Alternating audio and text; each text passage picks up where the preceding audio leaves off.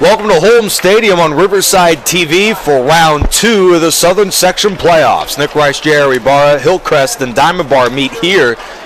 The Hillcrest Trojans have been so entertaining, JR, that we figured we might as well take the show on the road. It's a road game for them, but we're here on Riverside TV. Yeah, absolutely. I think we can consider them the Cardiac Kids because they've had 3 really big comeback games through the season here to get themselves to this point in the quarterfinals of CIF action. So this is a team that is definitely resilient and will be a pretty good matchup here against the Brahmas of Diamond Bar. Jeremiah Martinez. The kickoff is a bit short and is taken by the up man just short of the 30-yard line. Oh, baby. And here comes Kai Jenkins.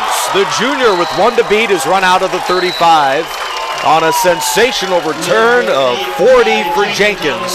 Boy, special teams can always make a huge difference for the program, and boy, that will put very good field position here for the Brahmas of Diamond Bar to start off the first series of the evening. Yeah, and it's a great run out from the kickoff man to save the touchdown from Jeremiah Martinez. The Diamond Bar Brahmas out of the Hacienda League with a round 2 home game against the Hillcrest Trojans tonight. It should be a fantastic Friday night on Riverside TV.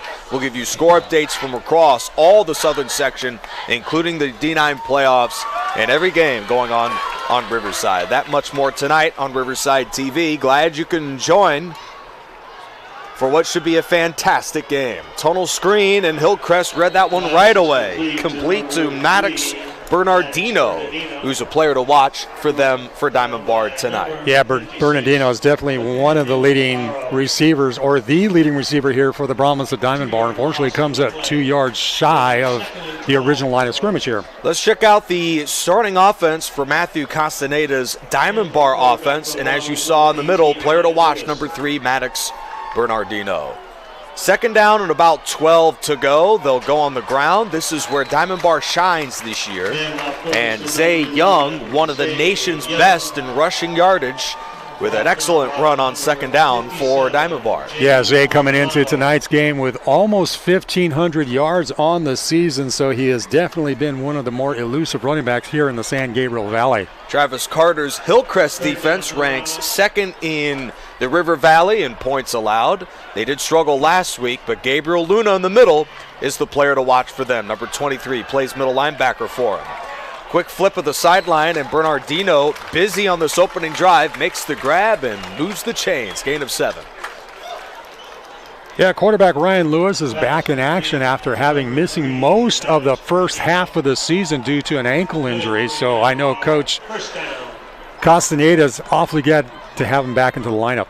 He came back last week and picked up right where he left off from a year ago. Here's Young on the inside handoff, and he is walloped by the Trojans' Robert Bustamante on his first stop of the game. You mentioned Ryan Lewis coming off the injury that forced him out for 9 games this year.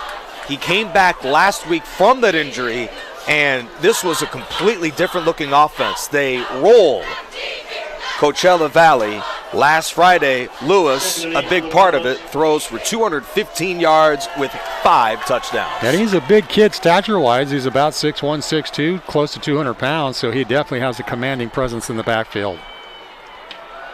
Young gets into the secondary and is finally dragged down inside the 15 by Rodriguez. Zay Young, for as great as Lewis is, well, he has been maybe the best player on the football team this year. His numbers are really just part of the story. He stands only at 5'6", 180 pounds, but is a real leader for this offense. Yeah, maybe little in stature, but man, he can churn up the turf. And he'll line up in the pistol formation. They'll feed it to him for the 4th straight play, and he dances inside the 10. A cloud of dust at around the 8-yard line for Young. Already 5 carries on the night for Zay. Ranked 12th in CIF, 6.4 per carry. Yeah, he really is special. And a dynamo out of the backfield, too, for Ryan Lewis. Excellent opening drive for the Brahmas. A high-powered offense scoring about 33 points per game. League's best in the Hacienda. Young off tackle, slips through at the 5 and is in for the touchdown. Wow, made it look relatively easy, and you got to give thanks to the offensive line for making things happen and opening up a very large gap against that defense of the Trojans.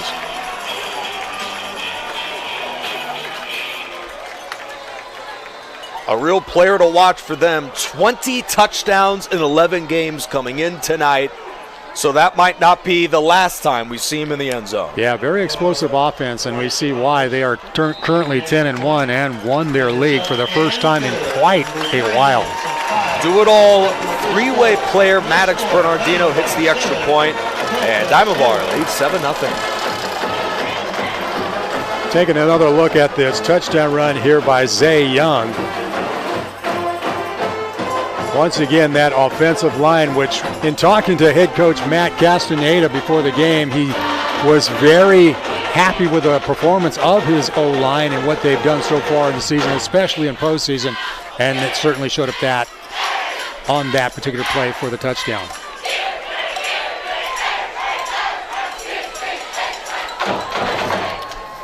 Diamond Bar comes in fresh off of a 41-10 drubbing of the Coachella Valley Mighty Arabs. They racked up 405 yards and 6 touchdowns in the win. It was a dominant offensive performance for them, just part of what's made them so good throughout their 5-game winning streak. Both of these schools in what's been a Cinderella season have won 5 in a row going into this one. Diamond Bar is 10-1. Hillcrest checks in to round 2 of the playoffs at 7-4. Elijah Ramos with a good run-up sends away a line drive right into the up man's grasp. And off the hash, Anthony Serrano motors to about the 40-yard line. This will give decent field position here for the Trojans, so let's see if they can take advantage of this open door as well. Let's check out, go ahead. Go ahead, no. Let's check out the lineup for Hillcrest tonight. The Trojans, an offense scoring 31 points per game, led by their star quarterback, Jason Flores. They have really caught fire the last couple of games especially. This is an offense that, if they get it going, is very tough to stop. Jason Flores, as you see, the starting quarterback for tonight's game. Yeah, Flores coming in with 1,700-plus yards on the season, 21 touchdowns. The only problem is he's had 10 interceptions on the season. A lot of those thrown in the first half of the year when Hillcrest began the season 2-4. Inside run to one of the tailbacks they'll employ tonight, number 25, Jalen Bailey. He joins Matthew Klein as a 1-2 punch for the Hillcrest offense. Bailey, who missed the first 6 games with a knee injury, the head coach Travis Carter is glad to have him back. He's averaging 6.6 yards a carry when he's out there for them this year. Play fake to Bailey. There's Trey Williams in space. Dropped by the junior Nicholas Macias. His first tackle of the game, 59 this year for him. It's a gain of 6. Brought down by number 40, Nicholas Macias. Trey Williams over 600 yards on the season, usually 11.4 per catch, along with 7 touchdowns to the stats. Right, there's the Diamond Bar defense. Nicholas Macias, as you see, the will linebacker in the middle of that defense. Really an incredible group with Jasper Chavez at the controls for him. 3rd and short, and Williams had no chance. Buried by Molina, and Hillcrest suffers 3 plays, and now a 4th and 4. We'll see what they call up here, but they are certainly no stranger to attempting 4th down and long. You know, I thought head coach Travis Carter might take a look at possibly going for this, but he decides to opt out of that, and we'll punt this one away.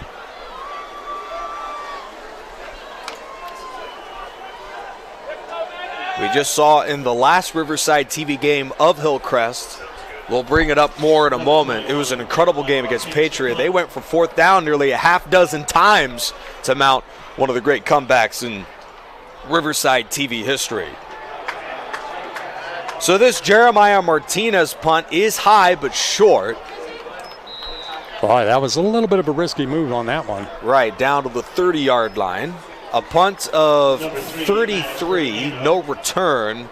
And Diamond Bar's given great field position again. Not quite the start they had in the last drive, but the Brahmas went the distance on their first possession, an offense that is really rolling right now. Yeah, there's got to be a few adjustments that the Trojans are going to have to make on this series of downs. They've been able to have a pretty decent time of it defensively over the past couple of games here in the latter part of the season. Right, and Hillcrest head coach Travis Carter admitted to us that really they couldn't stop Quartz Hill in the playoff game last week, and defensively giving up over 500 yards in that playoff game. It certainly was a tough night for them, albeit in the win. Young on the carry, hammered by Murgy on the gain of 7. Number 57. Already with 7 carries on the night. Zay's really turning up the turf here for the Brahmas. Young comes into the game averaging about 20 carries per game. He is a workhorse for this offense. And Diamond Bar is a run-first offense despite the excellence of Lewis, who checks it down. Bernardino nearly dropped it, turns the corner, coughs it up near the sideline, but is out of bounds. Wow, he was juggling that for a little bit of time there and was able to come up with a grab and moving the sticks here for the Brahmas. Well, if folks may wonder whether or not there's any nerves for these two teams tonight, I'd say that's a great example. Yeah, absolutely. If this is a scrimmage or a regular season game, maybe Bernardino's off and running. But in a game like this, with the stakes so high, every play matters, and these players certainly know it. Such a patient runner. Young gains a yard and then is driven backwards by a host of Trojans, led by Gabriel Luna, one of the Southern Section's best in stopping the run, number 23 for Hillcrest, Gabriel Luna. The Trojans linebacker coming in as the league's best, 109 tackles for Luna this year. Wow. 1 yard gain on the play, 2nd and 9 for the Brahmas from the Trojans' 49-yard line. That brings up 2nd and 9. Midway through the first quarter, we saw Diamond Bar go 35 yards, capped by Young scoring plunge of 8 yards to cap the opening drive of the game, and the Brahmas are on the move yet again. 2nd and 9. Lewis guns it on a comeback, and Bernardino coughed it up. Wow, very uncharacteristic for Bernardino to come up with a drop on that one. Looks like he was just trying to make his move before he had a handle on the football. The senior Maddox Bernardino, Hacienda League's best receiver by a mile. That one was, it was the worst throw. It hit him in the worst possible spot. It was right there.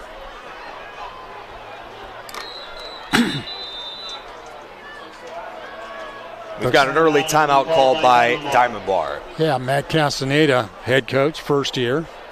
Really interesting how he's brought and turned this program around significantly. It has been nearly 22 years since the Brahmas have had a record that was close to 10-1. Diamond Bar's last winning season was 2013. They hadn't even gone over 500 in a decade. Yeah, this is a program that was very well known in the 80s and 90s, winning a few different CIF championships. In fact, a state championship way back in 1984.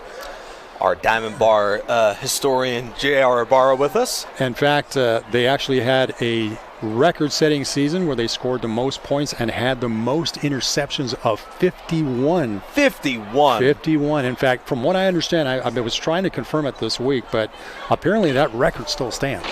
I wouldn't be shocked Yeah. if it still stands. Yeah. I wouldn't be shocked if that's the most in the whole San Gabriel League or area. Yeah, apparently that is most in the state of California, if not the nation, one of the biggest in the nation. So they've had this long-standing record. Like I say, back in the 80s and 90s, the Brahmas of Diamond Bar was definitely one of the elite programs of the San Gabriel Valley. Diamond Bar this year has recorded 8 interceptions. Not quite the 51 from their championship days, but they haven't needed 51 interceptions when they've got an offense scoring like this. 33 points per game for Diamond Bar in 2022. He's looking all the way for Bernardino. The pass underthrown was nearly picked off right out of the hands of the diving Anthony Serrano. Yeah, great coverage out there for Serrano, too. Yeah, speaking of interceptions, that was really close to a pick for sure. Trojans really brought the heat, though, you'll see a linebacker blitz on this one. Number 4, it was a delayed blitz. Boy, it was there for the taking. Well, you could see Ryan Lewis, not that he doesn't have faith in his other receivers, but he really leans on Maddox Bernardino. Yeah, that could be the one thing that could be the issue for them through the night. First punt of the day for Diamond Bar, and it's a bit short. It takes a great Trojan bounce to the 35. Downed by Torres, setting up good field position for Hillcrest. The Trojans went 3 and out on their last possession. Yeah, this opens up a good opportunity here for the Trojans as time begins to wind down to the 5-minute mark. So with the Matthew Castaneda point, what's so amazing is that he built a winner at Rosemead for a couple of years. One of those years he was down by Riverside School in the playoffs in Ramona, which was pretty fascinating in talking to him. But Castaneda, he stepped down from Rosemead, and less than 48 hours later, Klein gains 3. Took 48 hours, and he's now all of a sudden the head coach of a new program at Diamond Bar. And I could see why the Brahmas didn't want him on the waiver wire very long. No, he's very, very good at what he does. It did not take very long for him to get scooped up by Diamond Bar because he's also a science teacher too. Oh. So that was a plus and an attractive aspect into coming to this campus. Second and 7 for the Trojans. A 10-1 campaign in his first year at Diamond Bar. Play fake, Flores throws the slant, and that is out of the hands of Sandoval. Great coverage out there from the Brahmas senior cornerback, Matthew Molina. And Hillcrest is still searching for its opening first down of the game. And this is the sort of thing that they've gotten accustomed to. Slow starts. The Trojans fell behind by 20 when we saw them last against Patriot. They fell behind by double digits in over half of the games throughout their winning streak of a month. Going into this one, fell behind in the playoff game last week, and they're down early 7-0 to Diamond Bar. 3rd and about 7 to go for the Trojans. Flores fires to Sandoval, who lost it. Did he have secure possession of it? Officials say they do, and it's a fumble and a turnover, number 1 of the ball game for Hillcrest. Yeah, it was a key hit defensively here for the Brahmas to help him cough up that football. But yeah, I would totally agree with that call. I think Sandoval definitely had possession of it until it was pushed out of his hands. He turns his head after the catch, and Sandoval runs into a brick wall, a wall which maybe he hasn't seen all year. Textbook hit to jar that ball out of the hands of Julian Sandoval of the Trojans. Let's check out that play again. It was a great throw, too. Jarred loose by Kay Jenkins. Brought down by number 5, Robert Bustamante. Young does carry here for about 8 yards. And if Hillcrest can't seem to muster up much mojo on offense, it might be a long day for the Trojans up front. Another 8-yard gain, pulled down by Sebastian Miranda. It's another first down. Oh, we've got, looks like Young is on the turf. Although it might be getting up on his own. No, he's still on the turf. The tackle was made by number. So Isaiah Young, definitely the key rusher here for the Brahmas of Diamond Bar, coming up limping. They basically have no other running back on their roster with much of a workload all year. So the experience drop-off would be drastic for the Brahmas if Young can't get back out there. 225 carries for Young this year. Their next most involved runner is Nathan Daniels with 14 carries in 2022. Seems like he's coming off to the sidelines with not too many issues. I think momentarily he just had a little bit of a stinger there on one of his legs. Right.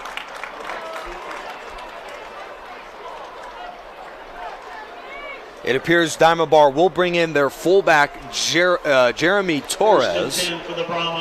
4 carries for 10 yards this year for Torres. He is in to spell the dynamic Isaiah Zay Torres, or Young, at running back for the Brahmas. Play fake, Lewis throws on a tunnel screen, and he's got some blocking up front. A great job outside from the Trojans' Nathaniel Navarro on a gain of about 5. That was the junior Kai Jenkins with the grab. On the tackle, number 56, Nathaniel Navarro. Round 2, the Southern Section playoffs. Winner advances to the Division IX Final Four, where they'll play the winner of the Taquits-San Dimas game. We'll give you score updates on that and many more games throughout the course of tonight's broadcast. Nick Rice, J.R. Ibarra, and our award-winning crew of Riverside TV for Round 2 of the Southern Section playoffs, and we take the party on the road to Diamond Bar High School. About, would you say, JR, about a half hour away, something like that? Well, without traffic. Hell, of course. Of course, that would be at 3 o'clock in the morning for Southern California. To about 3:05 in the morning. Yeah, about. Pretty decent crowd here from Hillcrest. Absolutely. There's Young, who hasn't missed a beat off of that quick stinger that he sustained to his lower leg. Yeah, looks like injury-wise he's not having much of an issue here, helping to move the sticks once again here for the Brahmas. 4th stop already the first quarter for Robert Bustamante, part of a dominant first quarter on the ground, and both coaches came in saying, we've got to win up front. The battle of the trenches will be how this game is won. First quarter, Diamond Bar clearly has won that battle. Young, in what is a first quarter that might exhaust this defense over the night, spilled by senior Nathaniel Navarro, setting up 2nd and 10. Number 23, Gabriel Luna.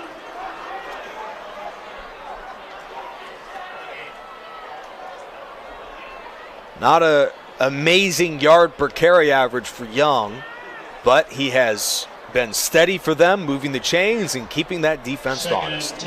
As you can see right here, the defense has 8 in the box. They are dedicated to slow down this kid, Zay Young. They almost know the run's coming and just can't seem to stop it. Yeah, they've got to find a way to slow him down, if anything. Lewis looks left, shoots it towards the end zone. Bernardino is roughed up at the 2, and a much warranted penalty flag has been thrown. Yeah, not surprising on that one. That's definitely a good call here by the Stripes to make the pass interference. I almost wonder why quarterbacks don't do this more. Here's Lewis, who throws the ball short of his intended target, so he's got to come back, and that challenges the corner to make a play with the ball in midair. Very tough to do that. And so I really wonder why quarterbacks don't do that more. Pass interference. Because you haven't told them to, Nick. You know what? That's right. You got to get the message out there. Well, we're trying to get the message of kicking more onside over the course of a game, and we can't even get that passed for a lot of these teams. We've got a couple of beefs here on Riverside TV. That's one of them. Another one we'll bring up later in the night. As great as Young is, in the Southern Section, he is not the highest yard per carry runner in the Southern Section. And who might that be? Guy. Who might that be? We'll talk about it. Absolutely. Yeah, a little bit later. Young on the inside run. Although Young's he's been very impressive so far here in this first half. I was going to say, Young is another guy in that list we're talking about who doesn't have that size and height that you really love as a coaching staff, but the production's there, so who cares? Yeah, absolutely. Really. As long as the job gets done, never mind the size. Obviously, Zay's a little bit on the smaller side, but he's getting things done here. Already 14 carries in this first half. I'm going to run out of space on my stat sheet here. Right. Our unofficial stats. On a drive sparked by a pass interference penalty, Luna hammers Young on a big hit up front at the 10-yard line. That is already his 4th stop of the game, part of a tough night for Hillcrest up front. This would do all sorts of wonders for them if the Trojans could deny them the end zone here. Yeah, definitely a confidence booster. This is where the defense of the Trojans have to really come up with a stop here. A very balanced offense. Ryan Lewis, the senior, completing 66% of his throws this year. Over 70% in the playoff win last week. Fires towards the end zone, and Bernardino's got it for a touchdown. His favorite target comes up with a touchdown. Not surprising. Has found him several times here on the season. And now puts up a 2-score lead here against the Trojans.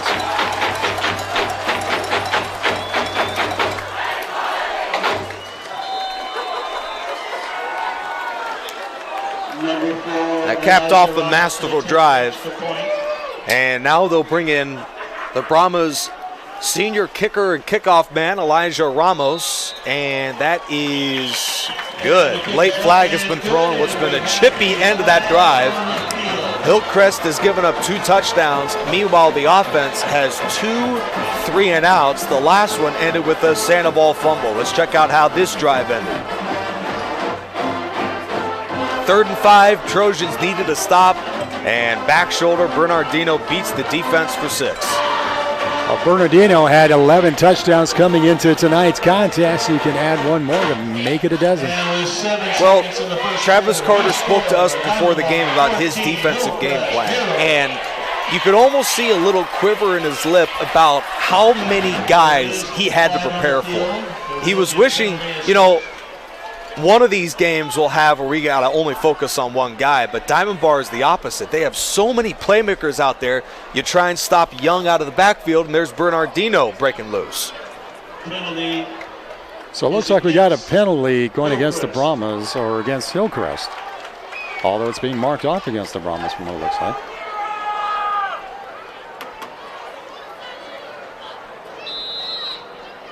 Dead ball foul up against Hillcrest. Oh, that's...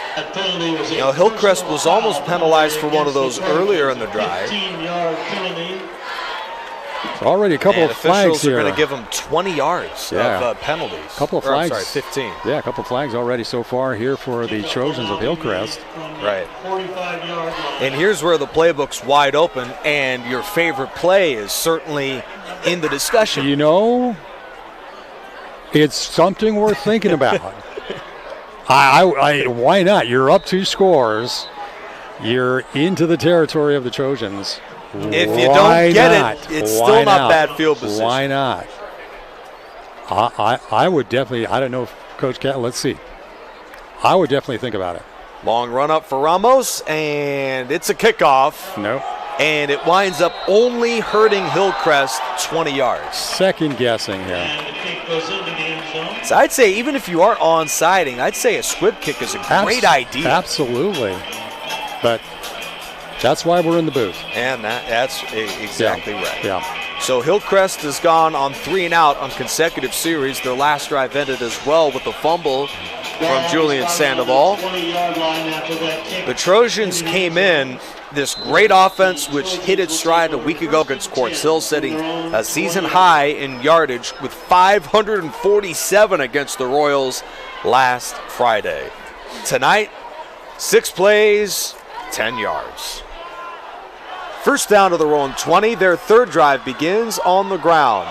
And Bailey hitting the backfield, squirts through a hole, and rather that's Klein, picks up 6, wrestled down by the man who's been so busy for them on offense, that's Isaiah Young.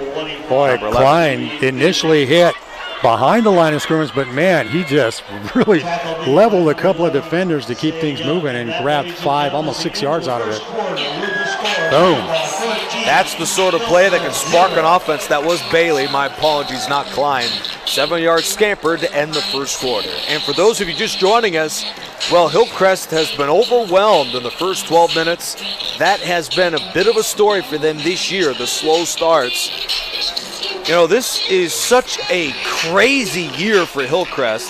They've had numerous second half comebacks, and we were there for maybe the greatest game of the entire season for anybody on Riverside TV. Hillcrest fell behind in the fourth quarter on the road at Rubidoux High School, 41-21. They managed to score 21 unanswered points, and Brandon Zabatos grabbed a touchdown from Flores on the final play of the game. Literally on the last second to cap off an incredible drive during that football game.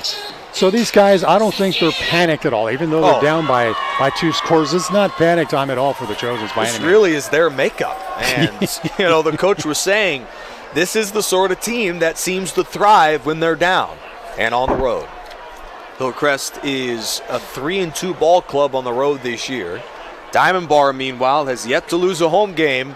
in 2022. They're 5-0 here at beautiful Diamond Bar High School in Holmes Stadium, right off the 60 freeway here in the San Gabriel Valley. 60 and the 57. And the 57. There's so many freeways to get here, I got to say.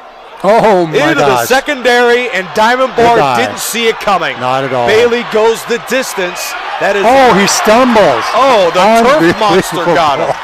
Inside the 15-yard line. Disaster for Bailey. Wow. He had a house call. He just got ahead of himself. He was on a sure drive for a touchdown and unfortunately couldn't make it stick. They're going to go in hurry up mode to try to make something happen. Up tempo, 1st and goal. Bailey squirts through to the 8-yard line. This would be a heartbreaker for Hillcrest if they can't score a touchdown here. They got themselves up and running so quick, not even the sticks were in place. And they finally got the sticks over there. No chains needed. It's 2nd and goal from the 8-yard line.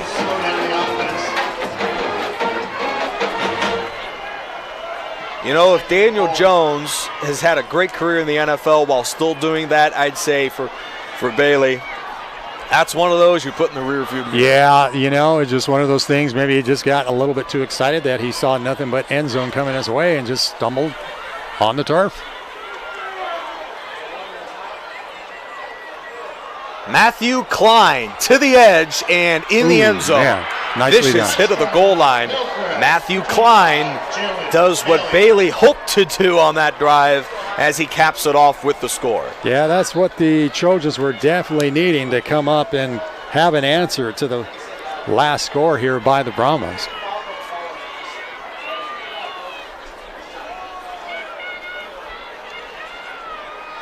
Number 21, Jared Martinez will attempt the extra point.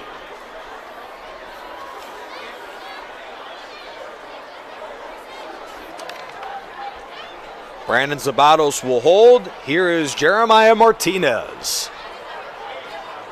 On the way, and that kick is good. Early in the second quarter, 14-7, and JR, the story is all year for them. Here's Bailey with the long run, but they overcome all adversity. First, he lost his towel at the 50-yard line. Bailey had that incredible track form, and what happened here? Boy, he literally got his head in front of his feet. That is amazing. That is the weirdest thing. I don't. Usually you'll see a guy stumble over on his own feet, but it seemed like he was just flying out there, and then the invisible air tripped him Yeah, up. it's almost like he eased up a little bit too much, and then his top body weight just pushed him over. Thankfully, the Trojans were still able to cap it off with a drive and a touchdown. That would have been a heartbreaker. That would have been if they horrible. didn't score. That would have been horrible. But they puts him back into the game here early in the second quarter of play. And that was the sort of running game that we anticipated from this team. Klein has gone over 1,000 yards this season. He's been healthy for them. Bailey has gone over 400 yards rushing for them this season. They've got a couple of great players, great horses back there, no pun intended. And they really have been an offense that was more resembling, as Williams makes the stop of the Bernardino return, of that last drive. Those back-to-back 3-and-outs, so unusual for them, especially in a game like this. So the adjustments have to now come for the defense to maybe slow down Zay Young as much as possible. Diamond Bar has scored on 2 of their first 3 drives of the game, and JR, it's been almost too easy for them in the first half. Yeah, they've had 7 first downs here in this first half of play. Brahmas did suffer a 3-and-out on their last possession.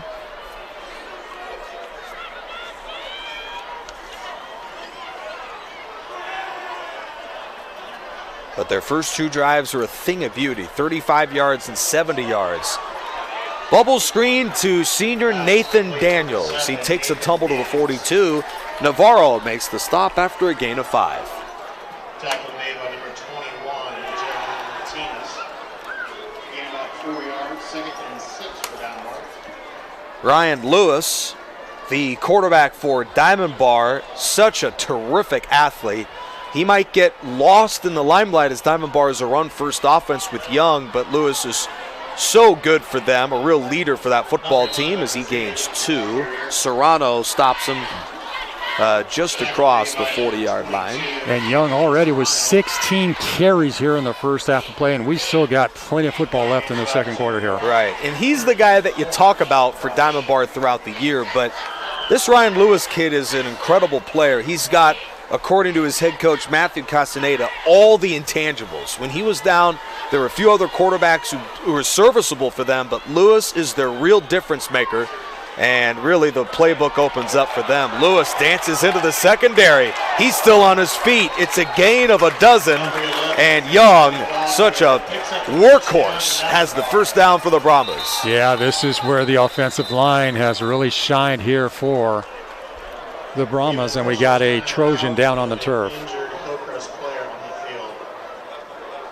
Can't get a number on who it is right now.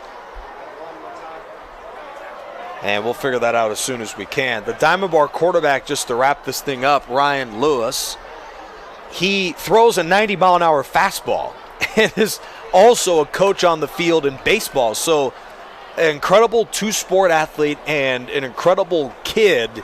And really, for Matthew Castaneda, he might have been part of the reason why he picked this job. 56, Nathaniel Navarro, the injured Trojan. Boy, that doesn't look too good for Nathaniel. He's really needing some help to get off of the field, so let's hope for the best. Second on the team in tackles with 77 this year, Nathaniel Navarro. 4 for loss, a half a sack, and a forced fumble. A big part of that defensive front for Travis Carter. Let's check out. He's trailing the play here, number 56, and runs over his own player. Yeah, he just didn't see. That's devastating. Yeah, didn't see his own player that was on the turf. Great job by our camera crew to catch that one, and this injury looks kind of serious. Yeah, that really does. That looks like something that may not allow him to be back in this contest at all.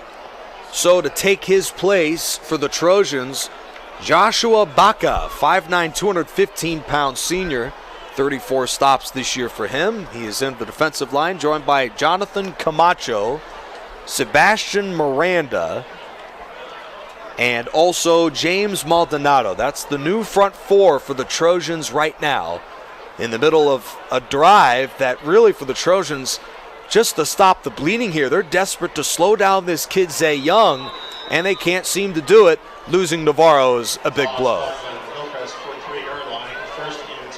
We'll see if they can hold up here. And a drive dominated by their running back. He'll get the call again and gallops to the 40. Bustamante makes the stop, along with a host of other Trojans.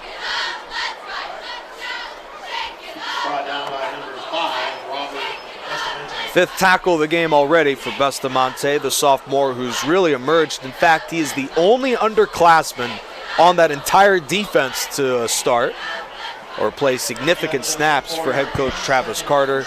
Bustamante is a guy we'll be hearing a lot of for Hillcrest in the years to come. Early in the second quarter, Diamond Bars controlled the game and they're up 14-7. Young stacked up by Luna. That's a gain of about a yard.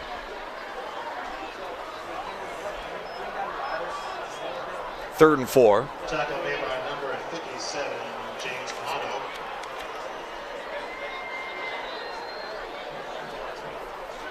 Third and 4 for the Brahmas. Diamond Bar has been nearly perfect on third downs tonight.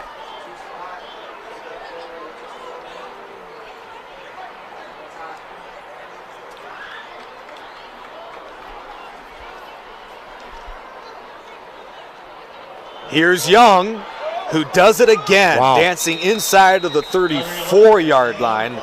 He is short of the marker with Maldonado on the stop, but that run was so good, Diamond Bar has to go for it on fourth down here. Yeah, I think being in territory deep here with the Trojans, you have no other choice but to try to give it an opportunity to make that fourth down conversion attempt.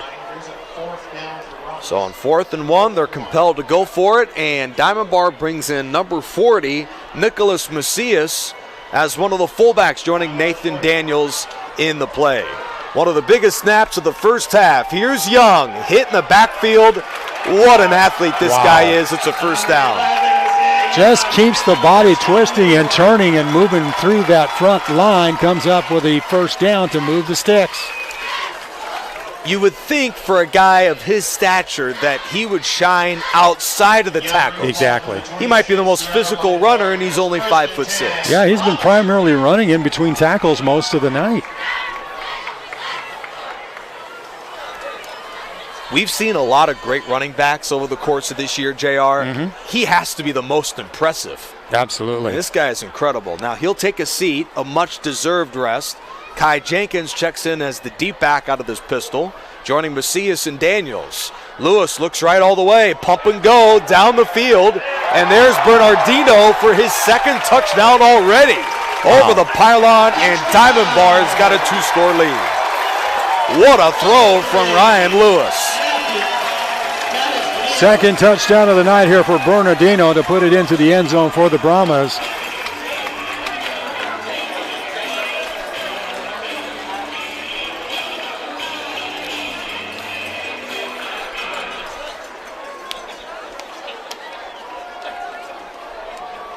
And Diamond Bar has jumped in front, scoring touchdowns on 3 of their first 4 drives. There was a dying duck on that PAT. Good from the Brahmas, Elijah Ramos. Taking another look at this toss over to Bernardino. Boy, nice blocking as he really floats it up there. And they had double coverage on him.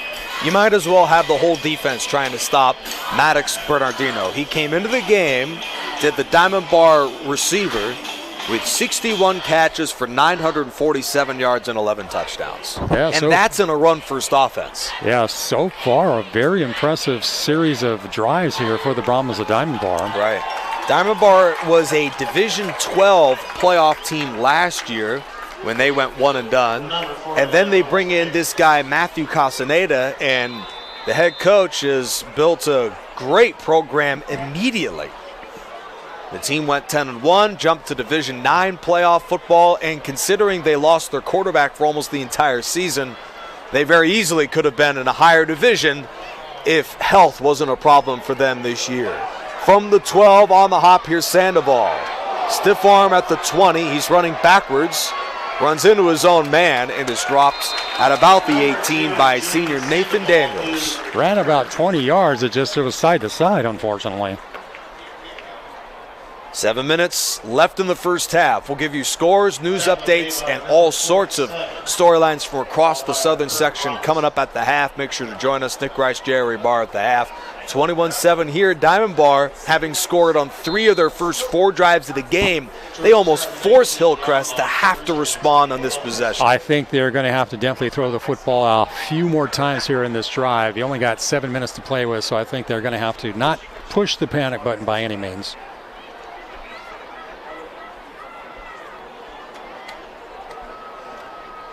Their last drive was a 4-play march. Bailey with the big run, but it was capped by Matthew Klein for an 8-yard touchdown. He'll get the call here and picks up about 2. Sophomore Matthew Galvin makes his 3rd stop of the game and his 98th of the year. He is the real leader of the defense for them. 8 for loss, 2 sacks, a pick, a forced fumble, 2 recoveries, and a deflection. Matthew Galvin, 6 foot, 200-pound sophomore. So he'll be a leader for them for years to come for Diamond Bar. He's one of the 2 linebackers in for the team in purple and yellow tonight, number 44, Galvin, joined by Nicholas Macias, number 40.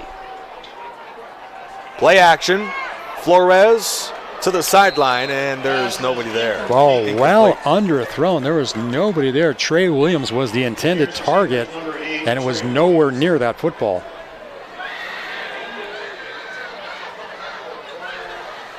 And that brings up a critical 3rd down. Brings up 3rd down for the Trojans. 3rd and 7. Ladies and gentlemen, as a reminder, the Trojans will receive starting the second half. They receive starting the second half. You got a pretty darn good PA guy. That was what I was going to say. Didn't need to. That's right. Saves you a few syllables. And I'll definitely need those later in the game if Hillcrest comes back like they've got so many of those comebacks this year. They've done Out of the it before. backfield, here's Klein. Block from Sandoval, and he falls forward. That might have been a first down. Looks like it's pretty close to it. I think that'll move the sticks for sure. 3rd and 7. Torres brings him down. First down, Hillcrest.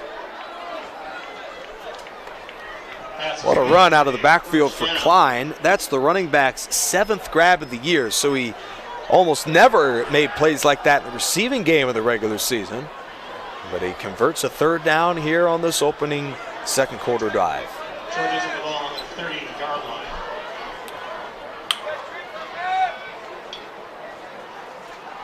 Matthew Klein again for a couple. Number 35, Matthew Klein, ball carrier. Hillcrest began the game with back-to-back 3-and-outs. A brutal start to the game, and that second drive ended with a Sandoval fumble. Diamond Bar capitalized with a touchdown to take a 14-0 lead late in the first quarter. But since then, Hillcrest has shown some moxie. We saw Klein begin the scoring for them, and now here he is in the block. 5th play of this drive. Here's Sandoval with his first touch since the fumble, and it's another first down for Hillcrest. Gain of 12 for Julian Sandoval, sophomore, 5'11", 165. That's his 2nd grab of the ball game. Yeah, Sandoval, one of the favorite targets here for the Trojans. Usually grabs about 13.6 per catch. And Sandoval went nuts, 13 yards per catch on 10 targets a week ago with a couple touchdowns in the playoff game against Quartz Hill. Sandoval with 10 grabs. Williams with 12. Those 2 receivers were incredible in that double overtime win against Quartz Hill. And that is yet another example of these cardiac Trojans. I mean, they went to overtime and winning the game 55-54, they needed a missed PAT to win that game. Yeah, adversity is no issue for these kids so far in the season. So being down 21-7, no big deal. They're down 14 points against Quartz Hill last week. Same difference in this one. Williams. He's wrapped up by the first defender. Tackle for loss. Matthew Molina with the stop.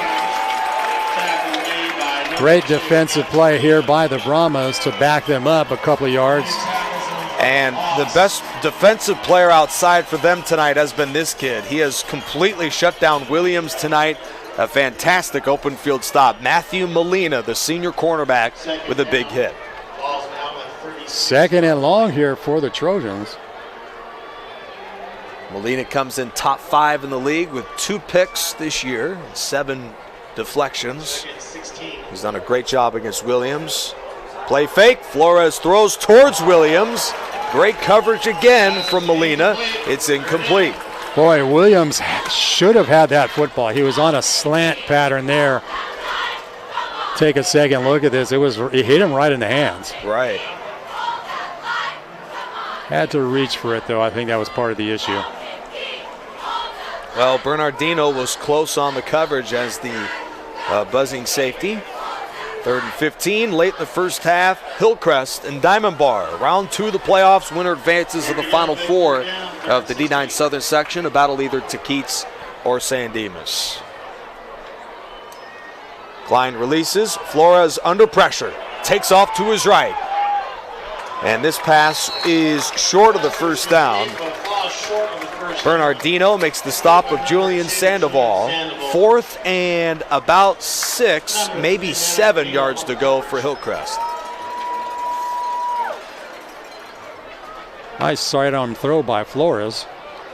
Well, if that throw is pretty good, this one's got to be better to convert 4th and 7.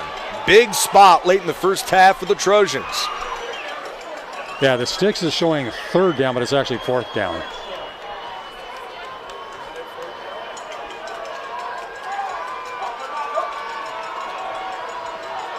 Flores with the pressure coming. Shoots it downfield. There's Sandoval with a clutch catch. That is what you need at that time, man. Bernardino had incredible coverage. A sidearm throw from Flores delivers on a gain of 11. 4th and 7, and the chains are moving. Again, for the 2nd time, kind of sides arm. Almost a Phillip Rivers type of toss. You know, that's the new hot thing in the NFL, and it's trickling down to high school, I guess. A lot of quarterbacks, Justin Herbert's another one of those guys, sidearm delivery, but I guess it works. Mahomes has mastered that sort of thing, too, in the NFL. Yeah, if it gets it done, why not? Number 40, Nicholas Casillas. And number 53, Jay Martinez on tackle. Second and 8, the Trojans. Jason Flores has used that sidearm delivery to near 2,000 passing yards this season, 21 TDs and 10 picks. Another rushing score for Flores. He looks right all the way, out and up for Sandoval. The pass was underthrown, and there is no penalty flag thrown. Boy, that was close. I mean, there could have been a flag thrown on it, but it's awfully good defense here by the Brahmas. Well, with Trey Williams struggling, Julian Sandoval's picked up the slack, and he might have the cover man gotten away with one there. Yeah, he wasn't looking at the ball at all. Yeah.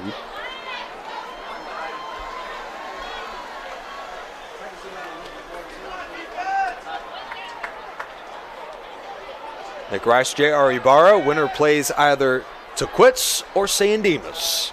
In round 3 of the Southern Section Playoffs. Championship game played in 15 days.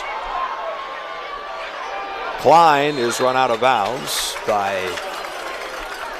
Kai Jenkins after a solid game.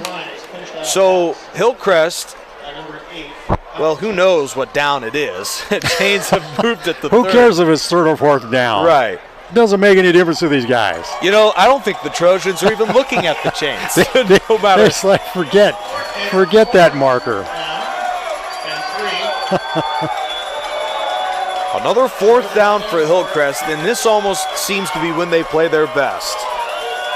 That's the guy. Okay, the guy in the sideline finally got it straight here. It is a fourth down. Crowd on its feet to root on the defense.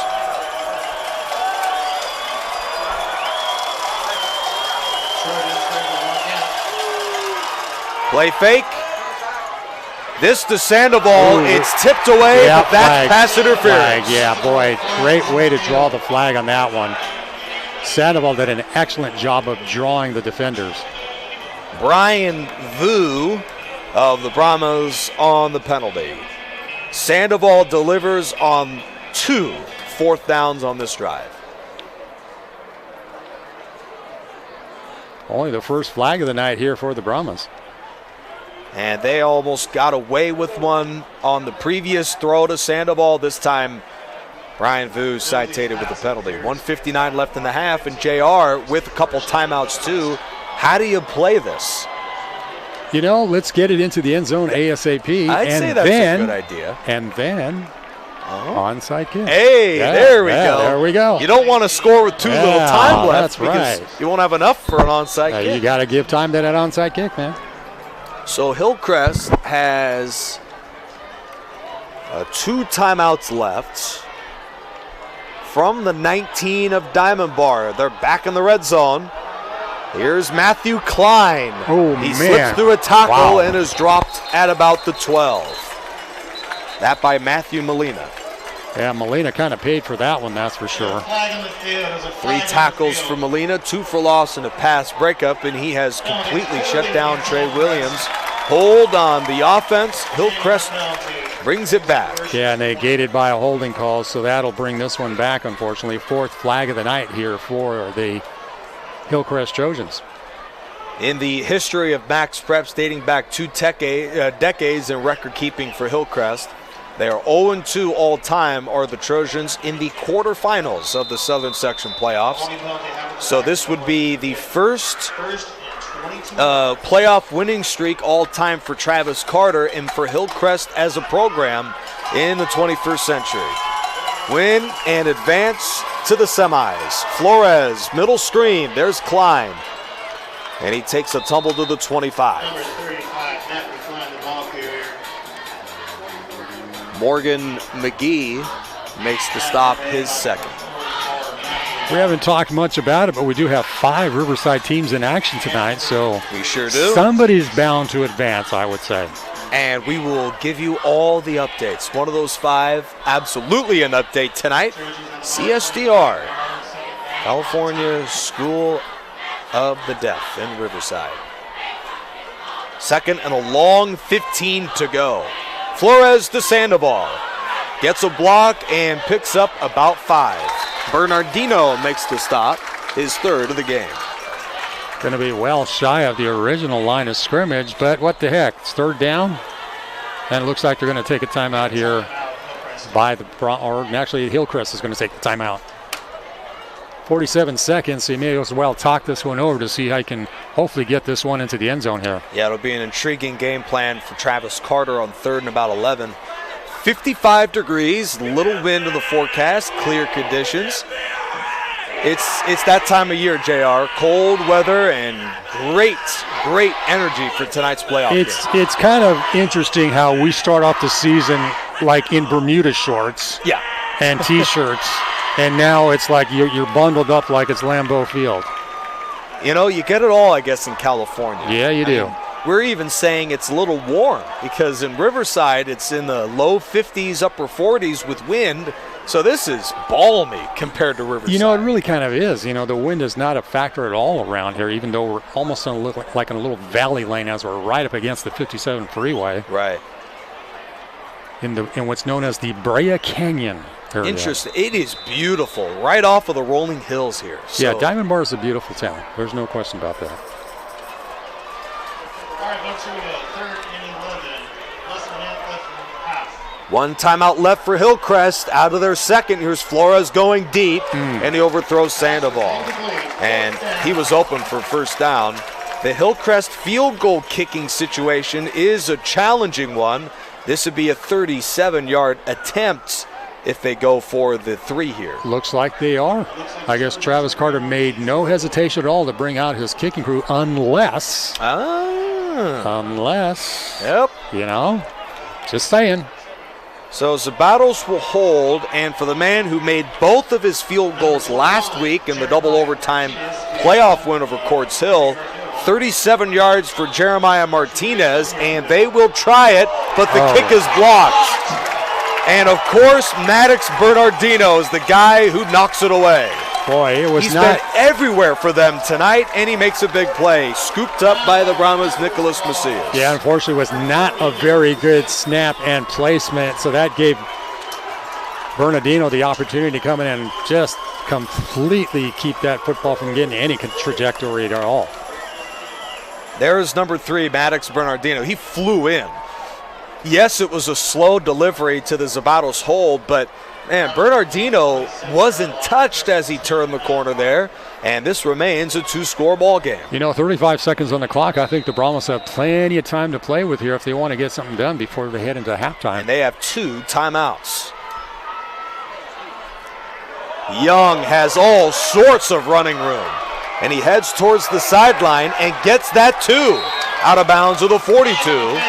Late flag, I think it's going to be a face mask added to this one. It was pretty evident that one of the defenders here for the Trojans grabbed the mask on Young.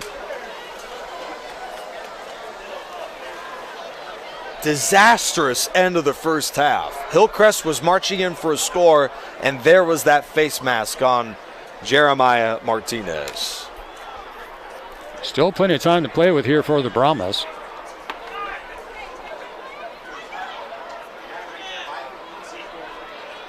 So the 13-yard run with the potential 15-yard face. A Diamond Bar gets flagged with a hold, I believe.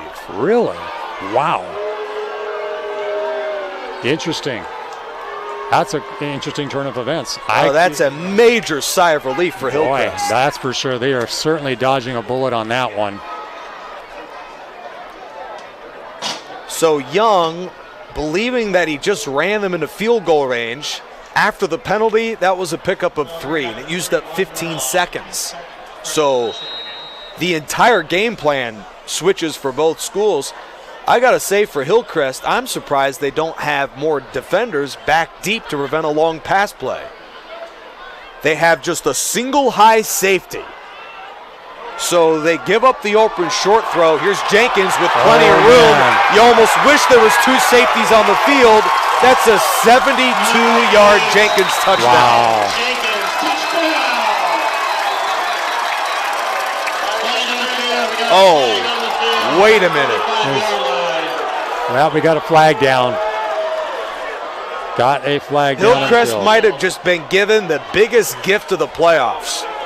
Jenkins is gone for a touchdown, and there might have been an illegal block upfield.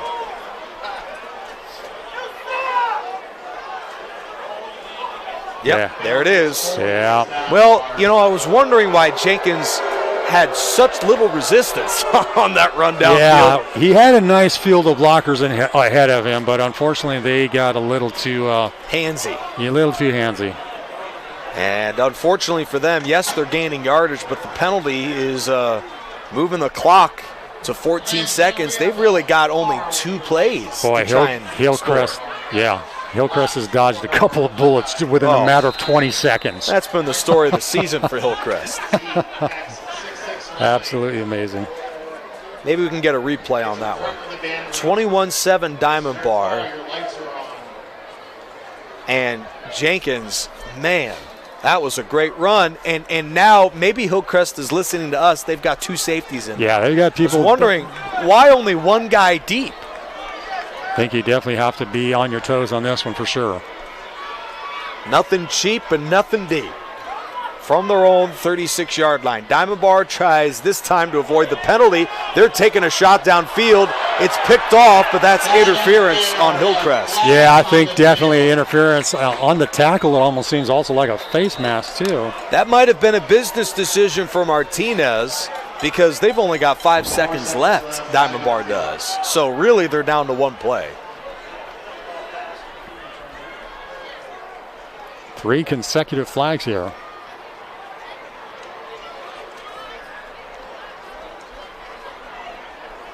Yep, definitely going against the Hillcrest Trojans. Only 4 seconds remaining before we head into the locker rooms.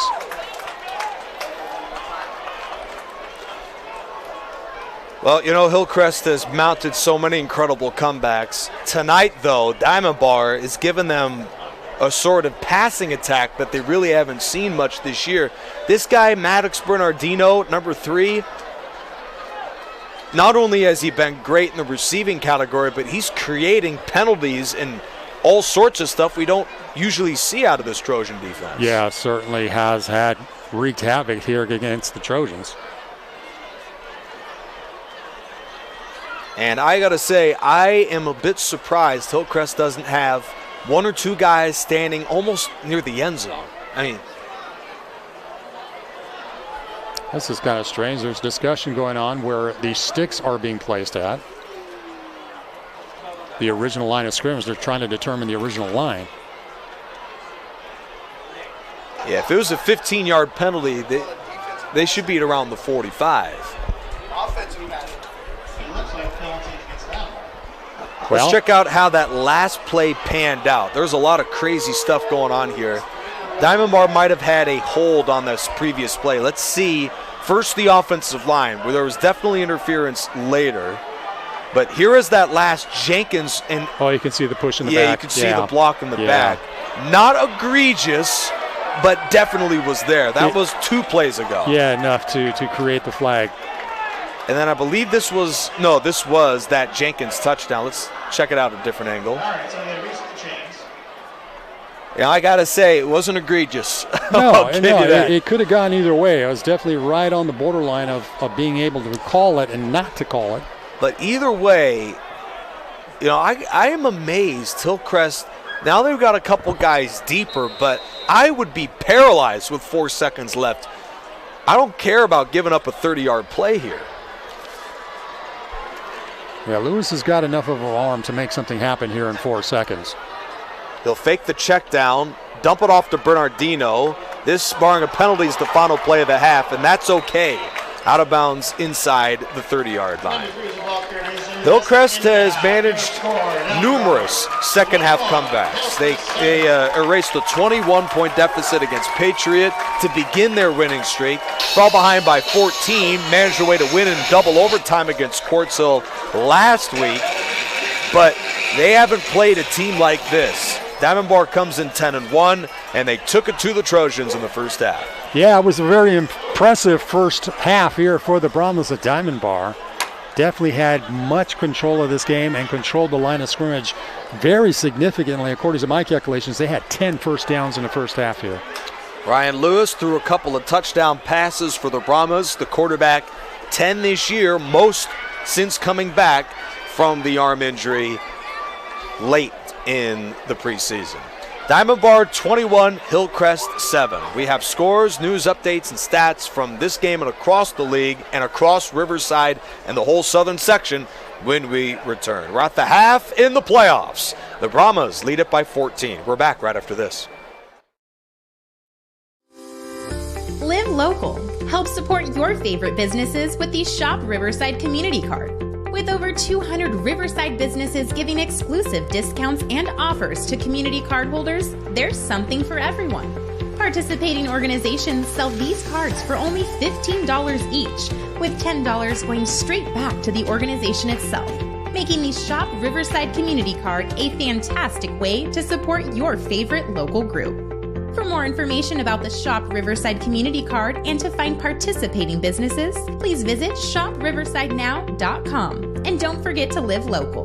Shop Riverside.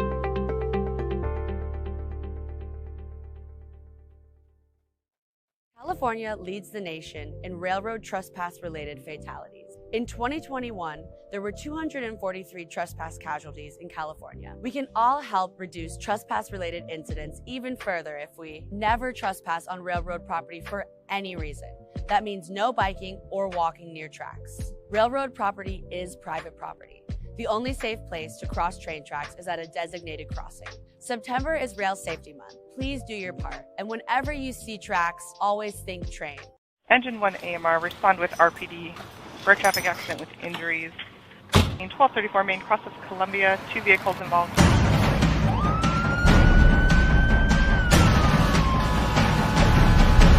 Each year, the Riverside City Fire Department responds to 40,000 emergency calls. 431. And the men and women of the Riverside Police Department drive Code 3 every day.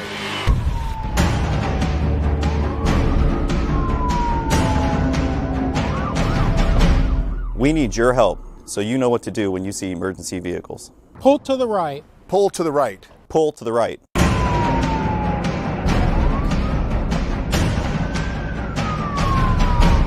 So help us help you. We need you to pull to the right.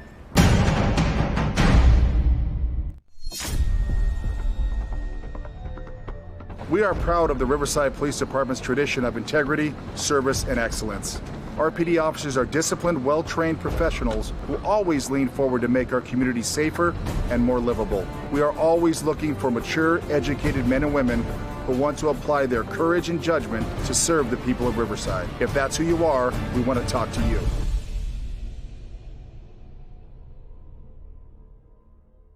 California leads the nation in railroad trespass-related fatalities. In 2021, there were 243 trespass casualties in California. Trespassing is one of the most challenging safety issues plaguing California's railroad corridors. In Riverside County alone, there were 19 trespass-related casualties last year. But the positive news is those numbers have dropped over the years because of the efforts of California Operation Lifesaver and partnering agencies like RCTC and Metrolink. We can all help reduce trespass-related incidents even further if we never trespass on railroad property for any reason. That means no biking or walking near tracks. Railroad property is private property. The only safe place to cross train tracks is at a designated crossing. September is Rail Safety Month, so please do your part.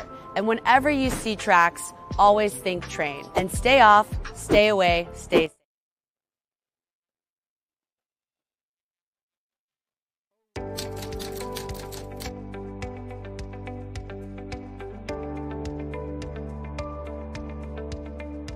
My name is Melissa Olmos, and I'm a driver operator in the Department of Refuse for the City of Riverside, and I've been doing this for 4 months already. I really enjoy it because this job is not like a routine, so every day is different. So I'm assigned to do the bookings. The residents call to the city to be serviced, and these items is large furniture, mattress, and appliance. The residents, they have 2 times a year, and these items, I put it in the back of the packer, and the packer crashes and compact these items so I can take it to the dump. My favorite part of the job is driving the truck. Since I was younger, my dream was to be a driver. And now that the city of Riverside gave me this opportunity, I really enjoy it. I'm really proud of what I do because when I go to the residents' houses, I see the faces, they're happy because we're picking up the items they don't want anymore. So I try to get in here because this is a better job for me with a better stability. And I wanted to because I want to set a good example for my 2 daughters that I have. One of my hobbies that I have is go hiking. I like the outside activities like camping, and I also enjoy riding motorcycles. If I have to describe my job in one word, it will be perfect.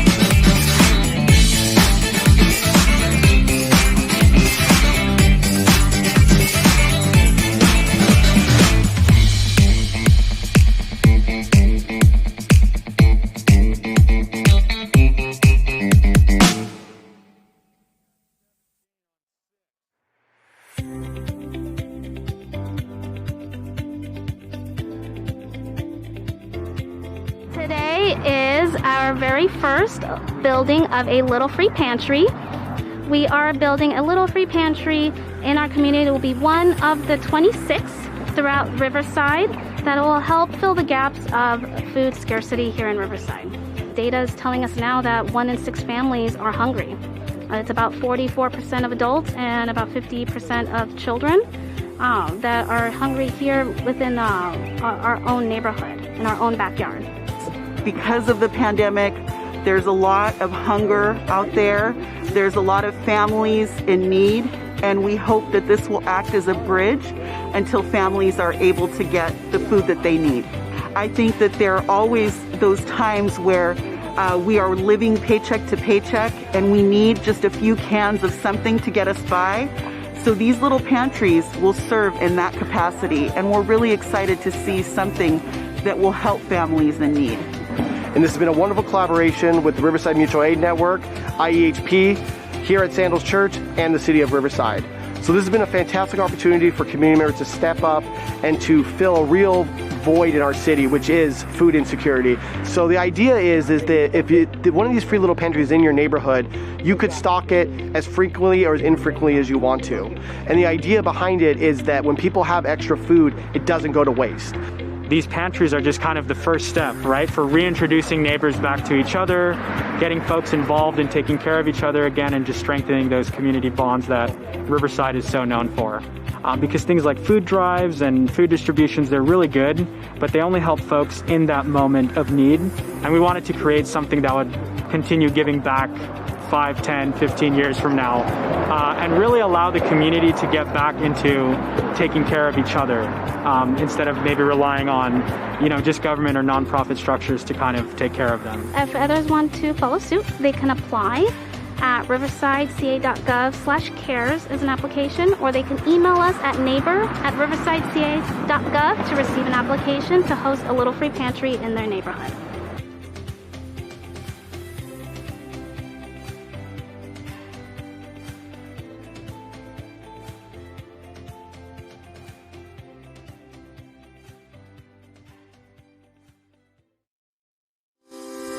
Live local.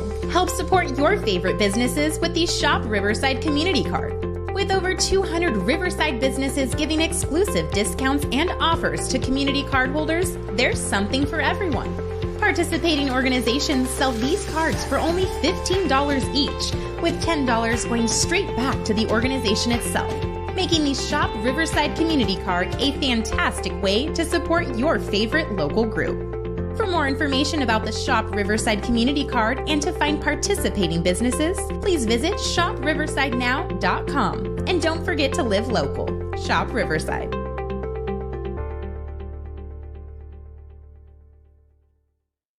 California leads the nation in railroad trespass-related fatalities. In 2021, there were 243 trespass casualties in California. We can all help reduce trespass-related incidents even further if we never trespass on railroad property for any reason. That means no biking or walking near tracks. Railroad property is private property. The only safe place to cross train tracks is at a designated crossing. September is Rail Safety Month. Please do your part. And whenever you see tracks, always think train. Engine 1 AMR, respond with RPD for a traffic accident with injuries. In 1234 Main, cross of Columbia, 2 vehicles involved.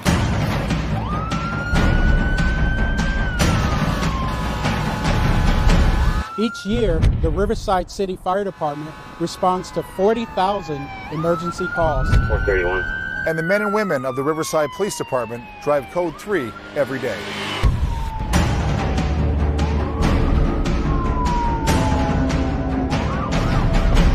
We need your help so you know what to do when you see emergency vehicles. Pull to the right. Pull to the right. Pull to the right.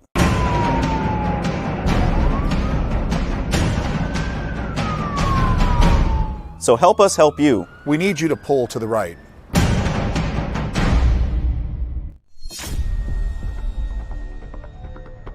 We are proud of the Riverside Police Department's tradition of integrity, service, and excellence. RPD officers are disciplined, well-trained professionals who always lean forward to make our community safer and more livable. We are always looking for mature, educated men and women who want to apply their courage and judgment to serve the people of Riverside. If that's who you are, we want to talk to you.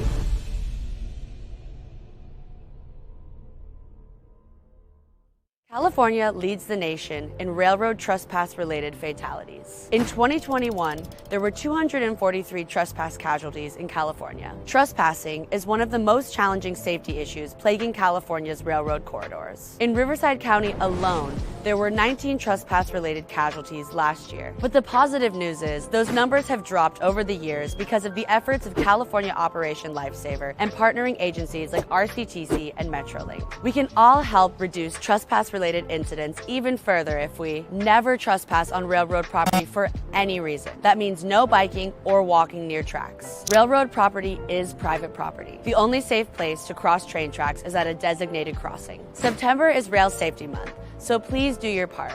And whenever you see tracks, always think train. And stay off, stay away, stay safe.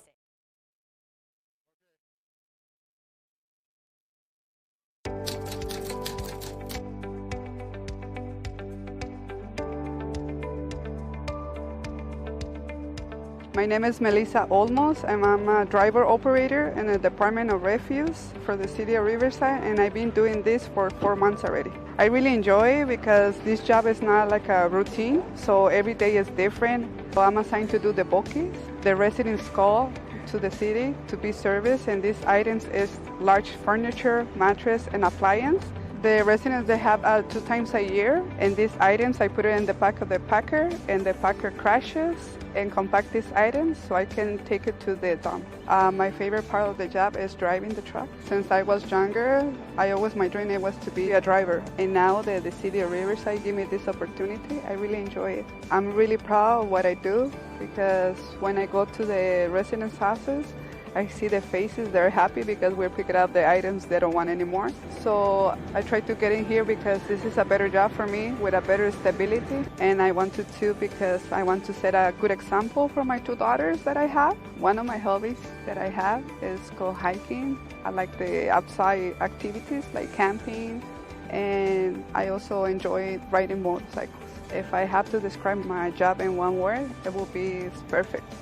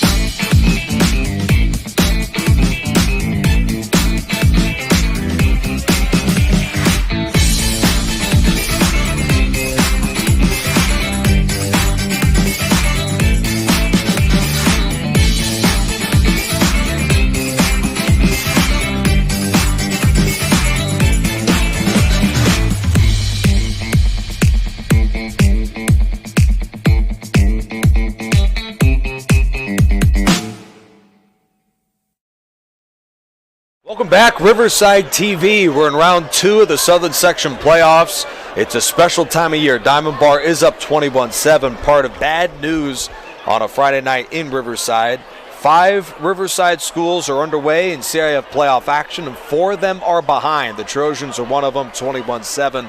Before we look around the league, first, JR, quick thoughts on this game, first half. Yeah, the Brahmas certainly dominated that first half of play. I mean, this is a team that had 10 first downs in the first half. They controlled the line of scrimmage very effectively on both sides of the football.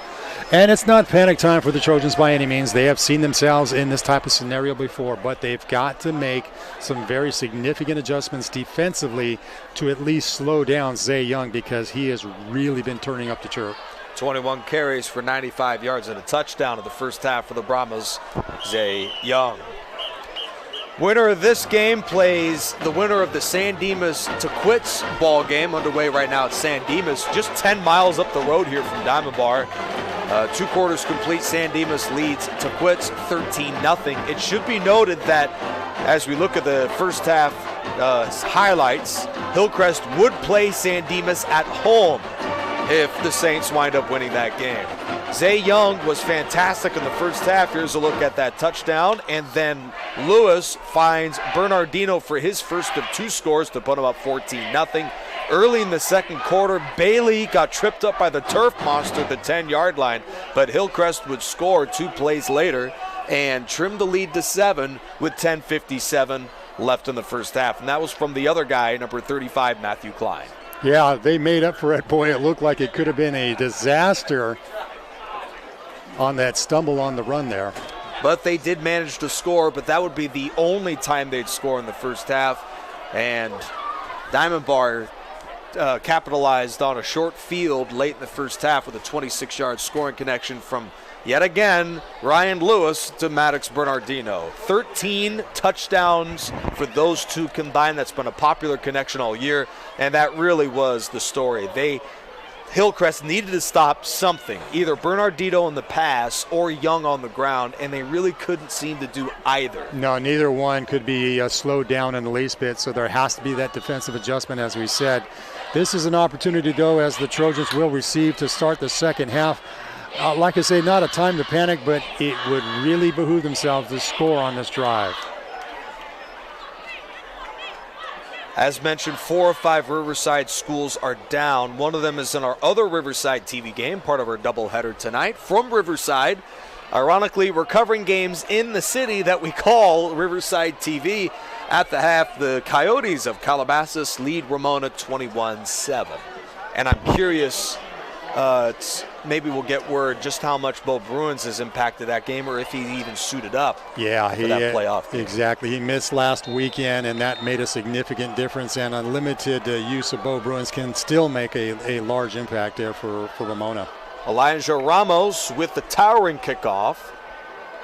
Taken at the 20-yard line, on the hop to Julian Sandoval, who is maybe their best player in the half. He slips a tackle, and Sandoval crawls ahead to the 32. The way his head jerked, it looked like somebody might have grabbed a face mask, but no call was made. Mejia was the man who pulled him down by the shoe tops. In other Riverside action, the King Wolves are down 7-0 on the road in Anaheim to the Western Pioneers. That game is at the end of the first quarter. We haven't had updates on any second quarter action there.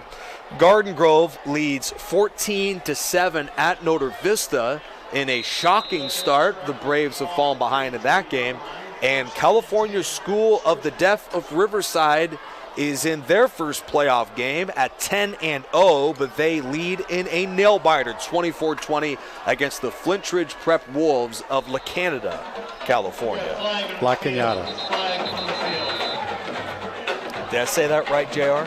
La Cañada. Cañada with a squiggly line over the end. Brandon Zabatos, number 17, who caught the game-winning touchdown to spark this 5-game winning streak for Hillcrest in that comeback win over Patriot about a month ago. He made the grab, but they are going backwards here on what, JR, you get word on that? I'm assuming is a holding penalty. Very likely. That'll be the 5th flag of the night here for the Trojans. But we'll give you score updates throughout the half. There are 4 games. Nota Vista just tied the game, 14-14 against Garden Grove. That game is late in the first half. So we'll give you updates throughout the night of all the Riverside action. And San Dimas, it's ruled on Max Preps. They did defeat to quits in a final score, 13-0. We'll see if they change that throughout the course of the night. Very unusual for a game to last only an hour. Maybe they played earlier today. That also is a possibility. That is a possibility. That's kind of a rarity, but it is a possibility. Yeah, very weird. In fact, there are a couple of Saturday games. We saw that last week and this week in Riverside. And the state championships will be played on a Saturday, November 25th. Or the Southern Section Championships. Then they move on to state. Well, essentially tonight, CSDR is in a semifinal round. That's right, in 8-man football. Flores scans the field and is going deep to Zabatos. Great coverage by Bernardino, who's been, without much debate, player of the game for them. Very good coverage there by the Brahmas to knock it down. Puts up a 3rd and long scenario here for the Trojans. You saw the man who batted down that pass. Let's check out his numbers tonight. Maddox Bernardino of Diamond Bar, 5 grabs for 69 yards and 2 touchdowns offensively. Bernardino, 3 tackles and a blocked field goal on defense, and has also gotten involved, of course, on special teams. 3rd and 15. Flores sidearms a quick tunnel screen, and Williams says, no, it looked like he had no chance. The slippery Trey Williams gains 6 on his 3rd grab of the ball game, and is taken down by McGee. That'll set up 4th down. Boy, yeah, Williams was almost grabbed right there. Was able to elude 2 different tacklers. And he picks up about 7. So Hillcrest has been money on 4th down tonight, ironically. For as much as they've struggled on 1st and 2nd down, they've been much better on 3rd and 4th down. For just the 2nd time today, though, they'll punt. Jeremiah Martinez sends one deep, and Bernardino drifts back inside the 30 and lets this one bounce to about the 25. That is a 41-yard punt. And ironically, for Diamond Bar, this is their worst starting field position of the ball game. Yeah, I don't think they've been this deep into their own territory all night. That's for sure. And to set the tone for tonight's ball game, the Brahmas on their first possession off a great return, their first offensive play was at the Hillcrest 30. So since the first really play, they have taken it to the Trojans. They've fallen behind in numerous games as Hillcrest throughout this winning streak, but this one feels a little bit different. Diamond Bar has come out with a great game plan, and they've just overpowered the Trojans so far tonight. Bernardino on a screen pass, he's dangerous. That's a gain of 15. 6 grabs for 84 yards and 2 touchdowns. Bernardino's been basically unstoppable tonight. Yeah, 69 yards in the first half alone. Comes up with his 6th grab of the night for 15 yards on the first down here for the Brahmas. He's just so good in open space. Overall, Ryan Lewis, your QB for Diamond Bar, 86 yards, 8 of 10 in the first half. And, of course, the 2 touchdowns, both to Bernardino. First run of the half for Young, and it's a good one. He makes the man miss, and Zay Young goes 59 yards for a touchdown. Wow. All you can say is wow.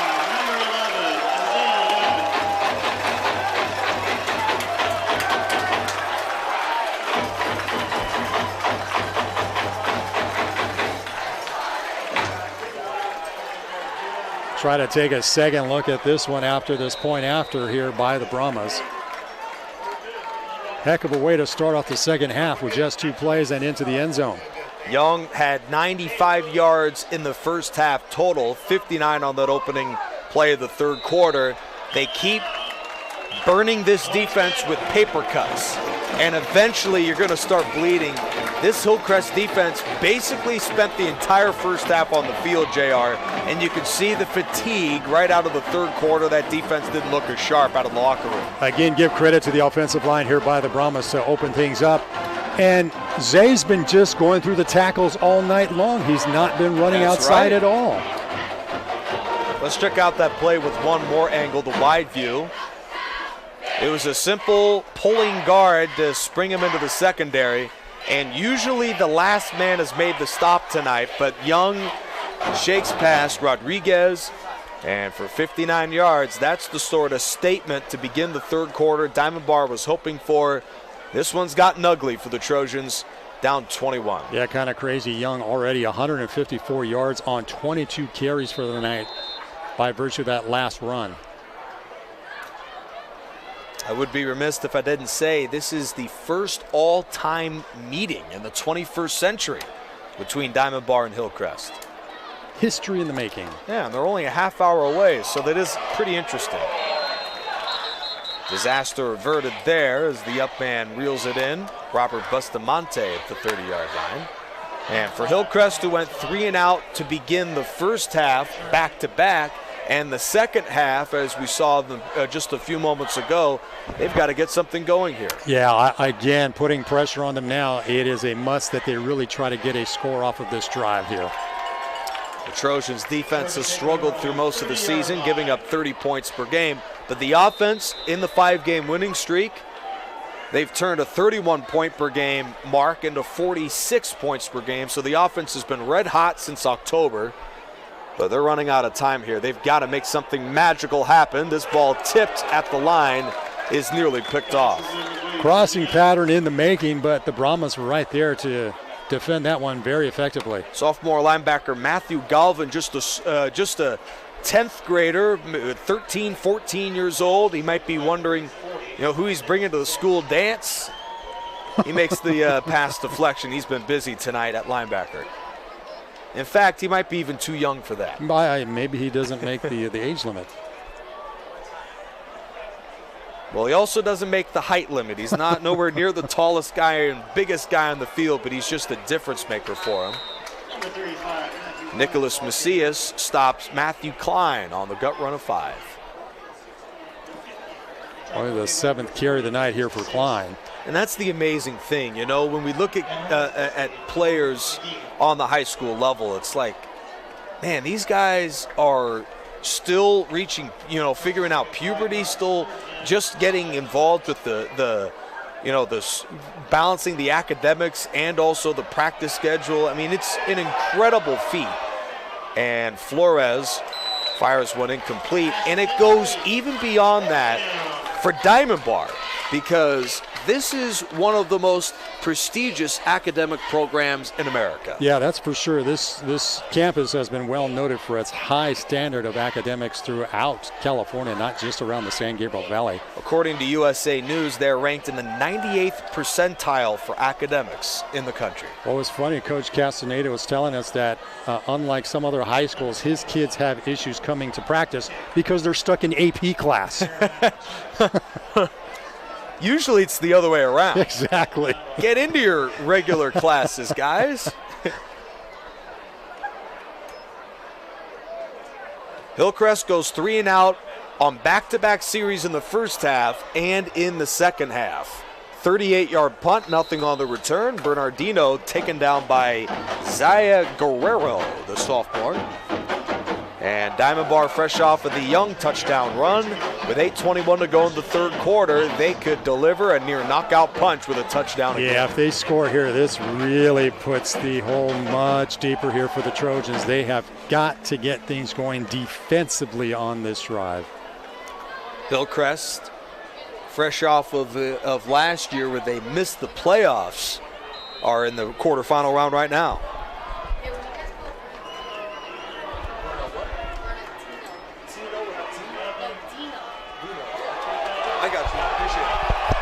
Another long run from Young inside the 35. Wow. And some extracurriculars after that run. Murgy escorts him out. Zay Young has near 200 yards rushing tonight, JR, and it looks like he's just getting started. Yeah, I think that'll put right to the 200 mark just on that run alone, and there is a flag on that as well.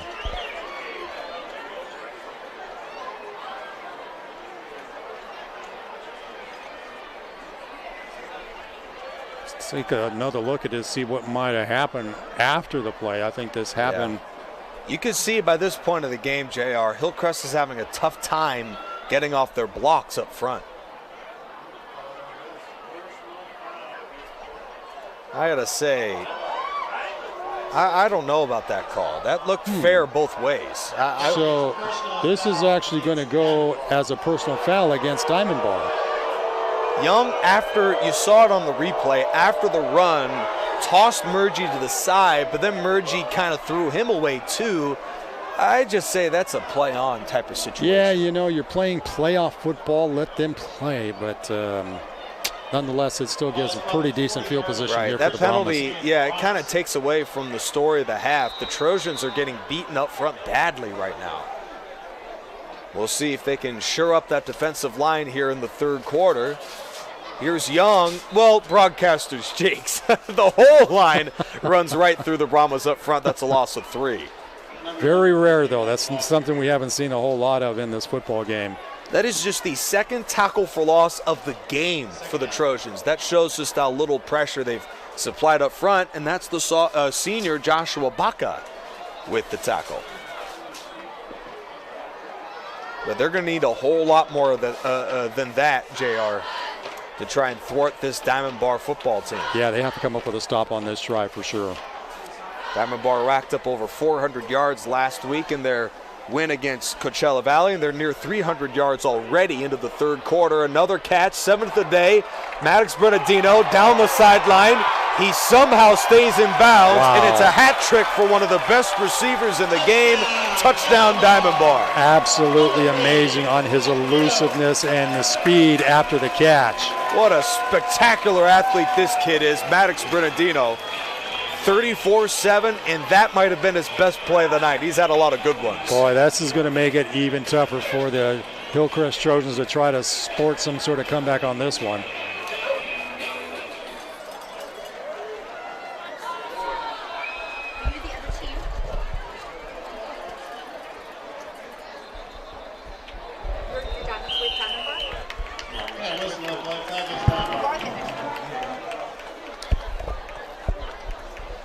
I gotta say, you guys might be wondering why we're hearing other folks. Great fan engagement here at Diamond Bar High School. I gotta say, a lot of fans, the folks who came out tonight, are energized and really passionate about this football team. You know, this program has great academics, as we mentioned, and great other athletic programs, and also this extra point a bit farther than usual is good, a world-class marching band. Yeah, their marching band has been multiple winners in a lot of tournaments throughout the last decade or so. We'll take another look at this touchdown pass to Bernardino. Beautiful stutter step he'll make right at this point here. Oh, so that good. juke was beautiful. And that's some world-class speed to get into the end zone. Touchdowns from Lewis to Bernardino of 10, 26, and 42. I mean, it's getting easier and easier for this offense to move the ball.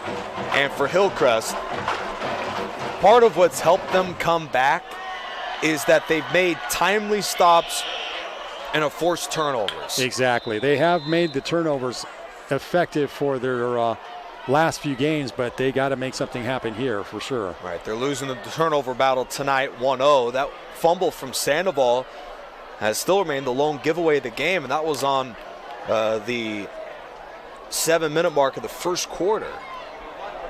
14-yard line, Williams stumbles to the 34. A good return, the tackle from number 47.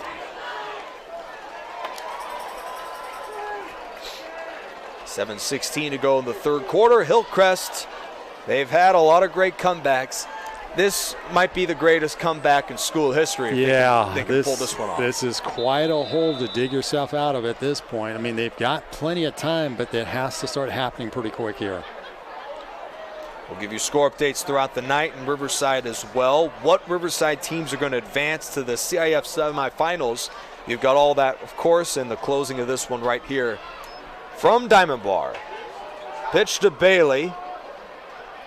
And he does manage what would have been a lost play into a gain of about a yard. Yeah, he scampered for quite a few yards. Unfortunately, he was needing to turn the corner, only picked up about 1. A reminder, Notre Vista and Garden Grove are tied at 14.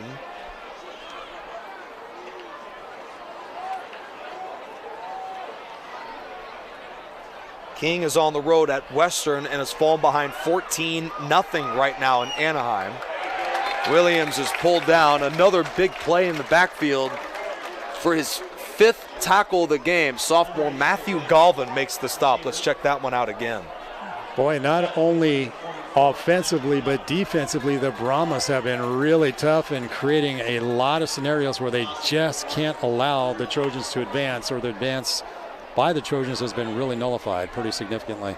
Yeah, an excellent tackle there. The other Riverside TV game underway tonight, part of our doubleheader on a quarterfinal playoff night in the CIF Southern section. Ramona came out in the 3rd quarter with a touchdown drive. Just as they came back last week, they made it a game. 21-14 Calabasas. Flores goes deep, and they just miss. That's been a story tonight. Giannis Abrahaman dropped it. Great attempt. Now with a 4th down scenario, now they're going to bring in the punting squad, that's for sure. Plenty of arm on that throw. Giannis Abdurrahman. Wow, just out of his reach. Oh, man, break. That was a good toss.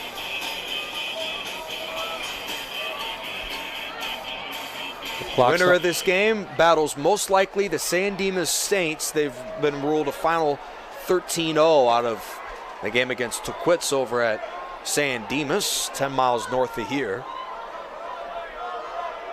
If Hillcrest wins, then they would be playing San Dimas at home next Friday.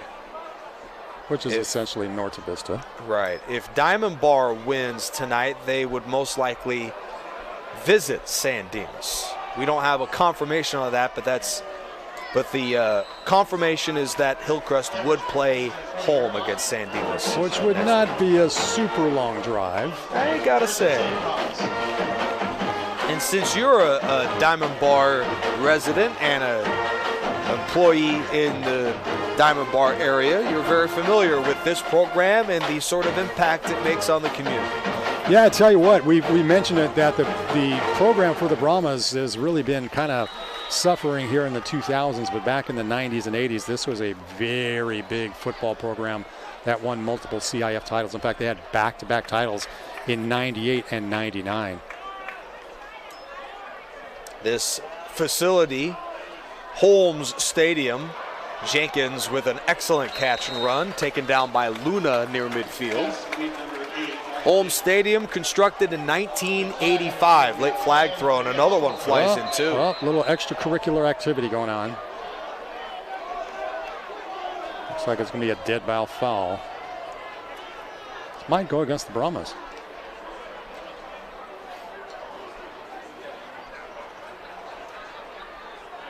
You know, Diamond Bar, what's so amazing is that we almost should have seen something like this coming. This program's so good, they haven't played in a game decided by anything less than 3 touchdowns in a month. I mean, they're dominating everybody. Yeah, I mean, they last lost their game, September the 23rd? So we're talking a long time ago since they last had a loss on the win-loss column. Yeah, this is going to go against the Brahmas. Seems as though the penalties are the only thing stopping Diamond Bar today. But the Brahmas humiliated Coachella Valley in the playoff opener 41-10. They knocked out Nogales 31-6, and they dismantled Ontario 35-6. And what is 3 huge wins going into this one today. And we came in, admittedly, not really knowing who was going to win. It was such an intriguing matchup coming in, but it was very clear. I mean, it did not take all but a couple plays to see Young in that running game is going to be very tough to stop, and Bernardino's been spectacular tonight. That was an element of that Brahmas passing game we knew was good, but it's pretty darn great for them tonight. Yeah, definitely, even though in some ways it's almost one-dimensional, going to one key receiver, but nonetheless it's been pretty effective. Yeah, and Ryan Lewis, the numbers are pretty great, but I mean, this guy's got the full arsenal. They said the coaching staff, Matthew Castaneda, the first one, playbook is wide open when he's in there. The other quarterbacks, Quentin Mendoza and Abram Mejia, not half bad. They threw 14 touchdowns and 2 picks. So it was amazing to think those guys put up those numbers, and he still felt Lewis was the guy for this offense. Lewis takes the low snap. We'll see what he can do on a 3rd and long. That ball slipped out of his hands. Yeah, boy, that was just kind of a weird one. It didn't look like he had a handle on it. Literally went to the turf almost immediately. Looks like he was trying to go long, for one thing. Well, Hillcrest had 2 safeties deep, and that's the first time tonight I've seen Lewis a bit shy on down up the deep ball.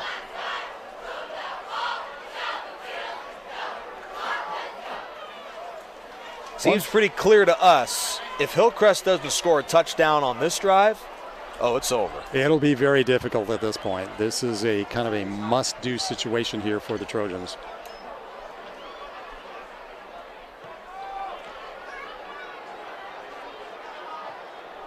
Ramos, not a very deep punt, about 20 yards down at midfield, so Hillcrest will get a crack at it here with 4:17 to go in the 3rd quarter. This is a definite opportunity for him with the ball standing right at about midfield. Got to take advantage of situations like this for sure.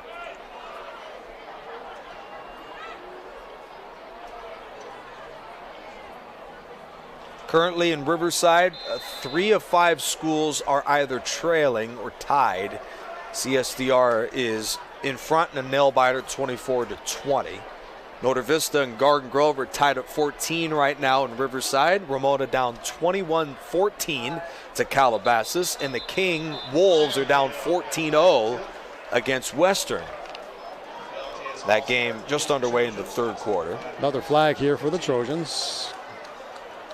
False start. 6th flag of the night. A quick update, the Wolves have just scored a touchdown on Western. Right back in the game, the Wolves trail 14-7. I'm Nick Rice, joined by J.R. Ibarra. Not quite the same as what Scott Hansen does on Sundays, but I'm trying to give you scores and updates from everywhere. Yeah, we're trying to make the information get to you as soon as we get it across our wire, across the desk here. Across a really cool desk. I mean, you had to climb a mountain to get up here, but I got to say, Diamond Bar's got amazing facilities. Well, this press box we're in, like you said, was built back in the 80s, so it's quite different from what we're seeing or have seen over the past few weeks. The penalty got kind of reversed here. Now it's against Diamond Bar. A busy start to the 3rd quarter for these officials. While the Rams are down by 7 at Ramona High School, Calabasas, let's see here, it's just driven inside of the 5-yard line against Ramona. Klein pulled down by the first defender. I mean, wow. Maddox Bernardino, number 3, if he doesn't start playing football in a couple of years on Saturdays, I'm going to be totally shocked. Yeah. There's a lot of guys that deserve more recruitment, and that guy's one of them. He's definitely got the talent to get to that next level, and he showed it there on that play defensively, and he's been shining so far offensively as well. Calabasas just scored a touchdown to close the 3rd quarter at Ramona. They lead 27-14 with a PAT pending. Deep ball from Flores. Another one a bit underthrown. That's a flag. Williams is the intended target. You know, maybe questionable call on that one. Love to see the replay on that. I think that was really too close to call. For the first time this year, you and me, JR, might have a disagreement. That seemed pretty clear to me. And Williams Let's take another look here. Had a dominant performance last week. 12 catches for 148 yards and 3 touchdowns. He has really been one of the disappointments tonight. Oh, you might be right, JR. I don't think. You might be yeah, right. See, that confirmed it. That was right on the edge of not needing to be thrown. That's for Matthew sure. Molina, the coverage. Nonetheless, they'll take it. Our great award-winning crew will look at it again. You don't have to look back at the ball as long as you don't make contact with the receiver before the ball gets there. Yeah, look, the defender and the ball meet right at the same time. That was not a good call in my opinion. Now, I would say Williams could have done him a favor there if he stopped a little bit quicker on that ball. But, yes, just a bit underthrown, and that's been the story tonight for Flores. Or he could have done the LeBron James and flopped over a little bit. And what's amazing is LeBron said in a presser yesterday that I needed to flop more. Really? Really?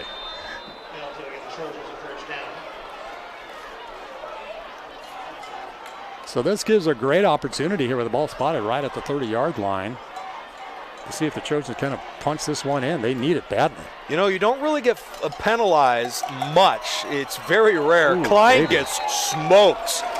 The guy I raved about in the first half for the Brahmas, he plays middle linebacker like a Ray Lewis, a downhill run stuffer, number 44, Matthew Galvin, just a sophomore. That's his 100th tackle of the year. You could see why he has so many tackles. Yeah, just a very nose for the physical. football. Met him right at the line of scrimmage. 5 tackles tonight with a pass deflection and a fumble recovery on that Maddox-Bernardino blocked field goal late in the first half. 100 tackles this year and a couple of sacks, and now 3 fumble recoveries. He's been great all year. Play fake, and Flores underthrows, and it's intercepted by Brian Vu, and he might have just drawn a face mask. Yeah, it's actually in some ways a good thing that he did, because that could have been a pick 6. I mean, I know you don't want to injure somebody, but it prevented a pick 6 scenario there by the Brahmas.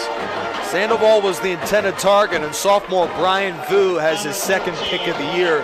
JR, you mentioned Diamond Bar's championship run. They had 51 interceptions that year, which might be a Southern Section all-time record.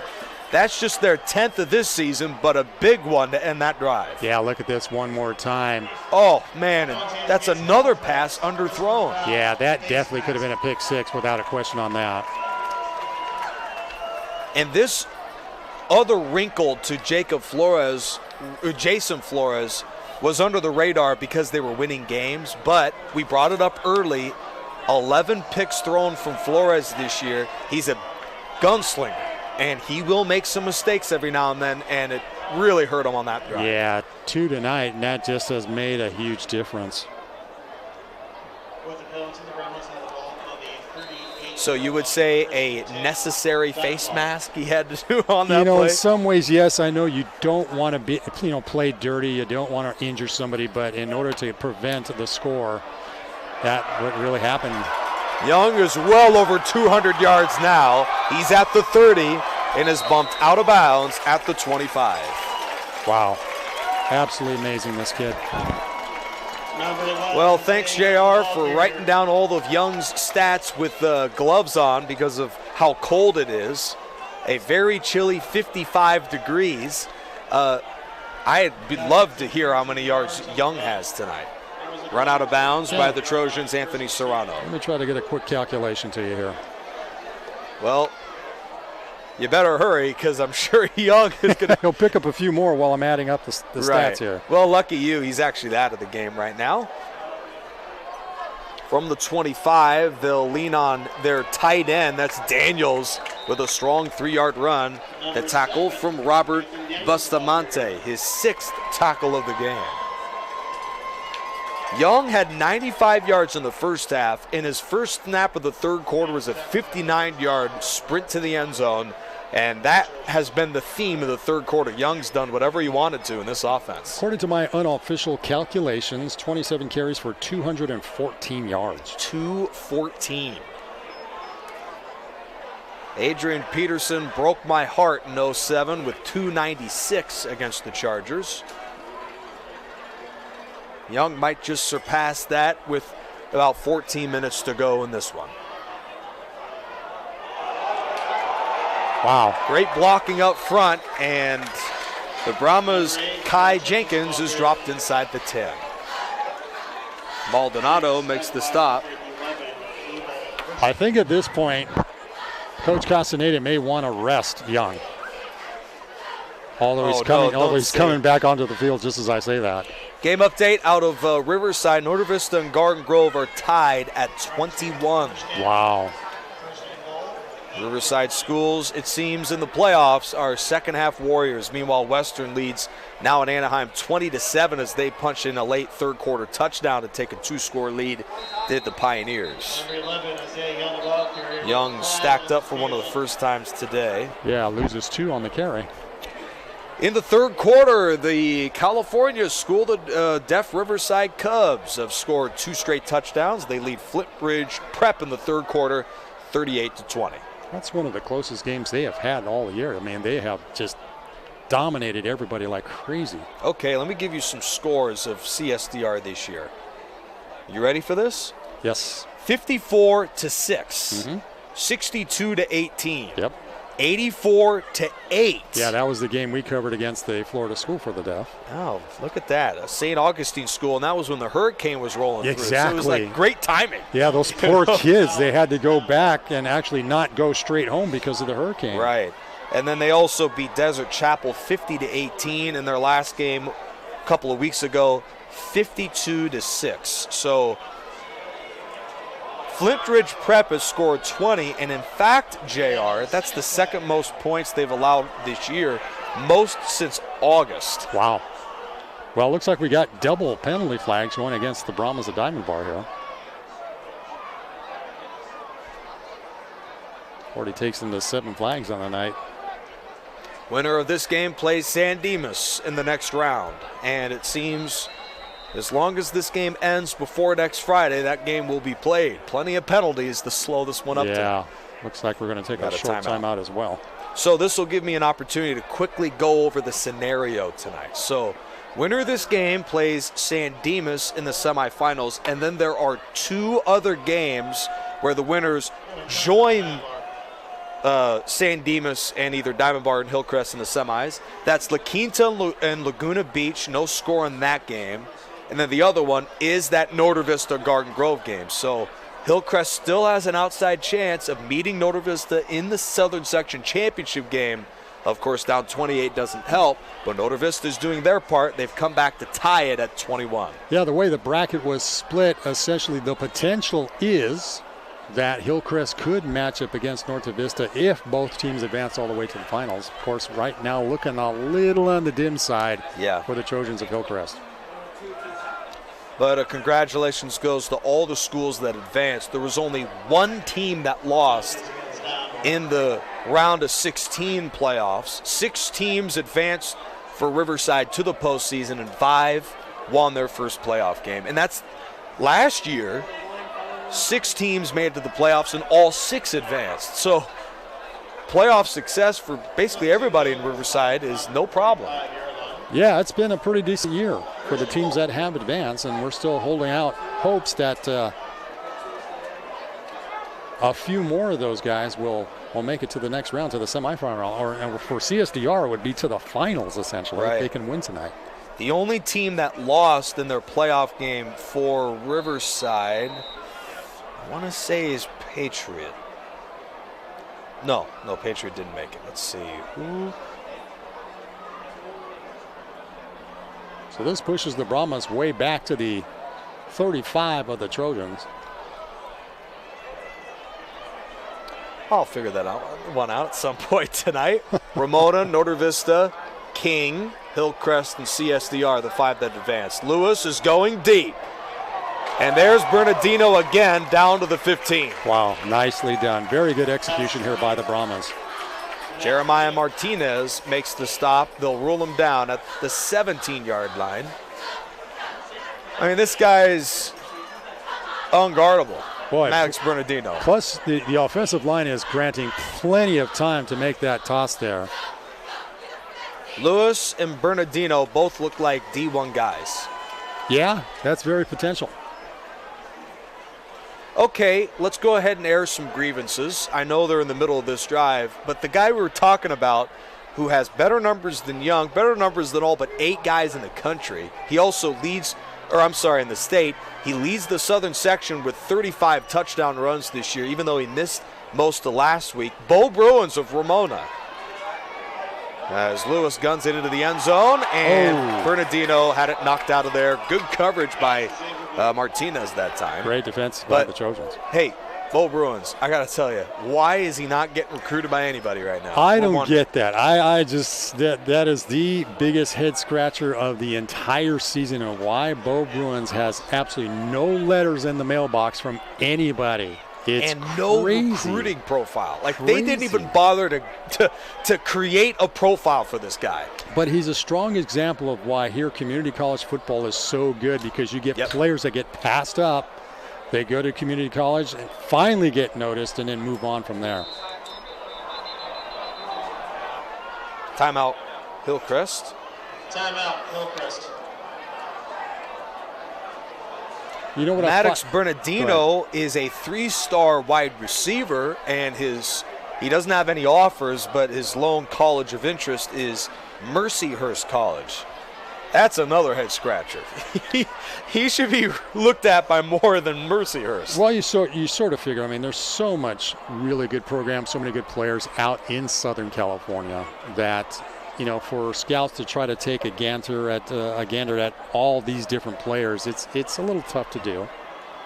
As you see, head coach Matt Castaneda talking to his troops.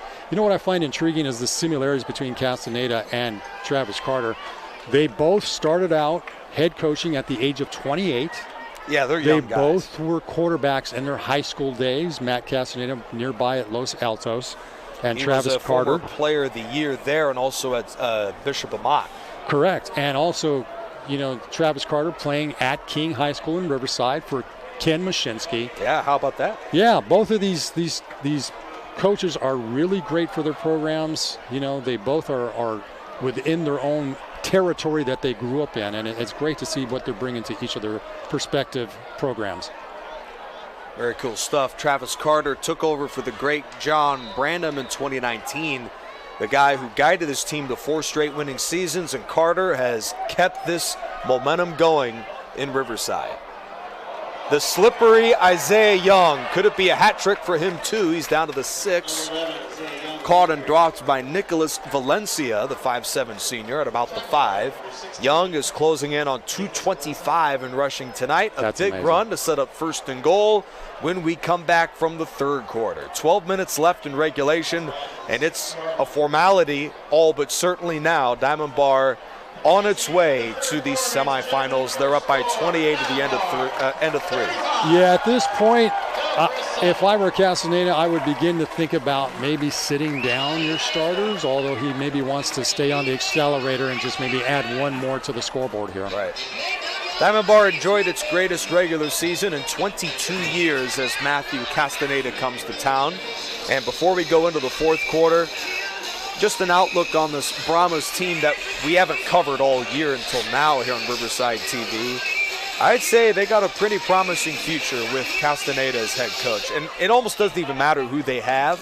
This guy's just such a good coach. This team just looks so much better with him out there. What I find astounding, too, from what I understand, he did not get confirmed as head coach until like February of this year. Yeah. So the Walnut Valley School District just did not give him the offer until just the beginning of the season here, just beginning of this year. And what he's done in such a short period of time is just truly amazing. Very impressive.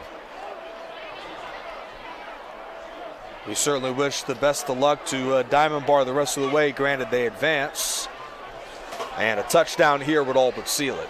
4th quarter, Hillcrest down 35-7. Part of our Riverside TV doubleheader. Calabasas clings to a 28-14 road lead over the Ramona Rams. Rams have 3rd and goal from the 9. I'll give you an update on that too.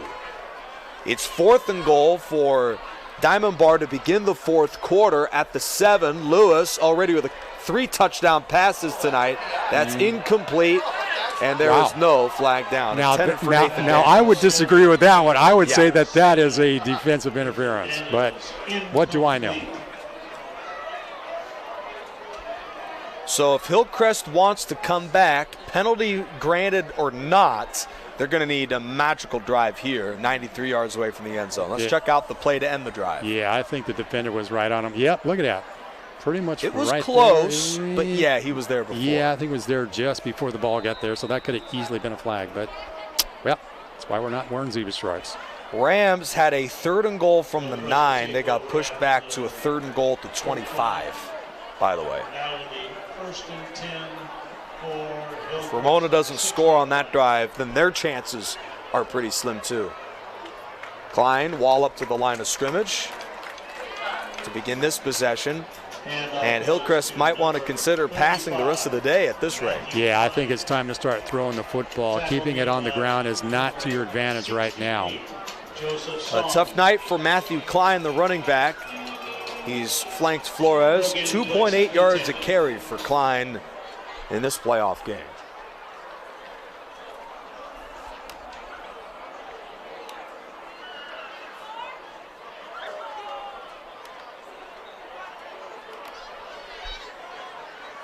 Flores throws a deep slant that is just in front of Chad Phillips.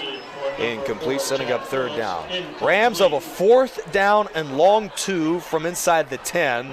And their quarterback, Nathan Johnson, throws into the end zone, and it's picked off. Calabasas has the ball back, up by 2 touchdowns with 9 minutes left in the game. Wow, not looking good there for Ramona.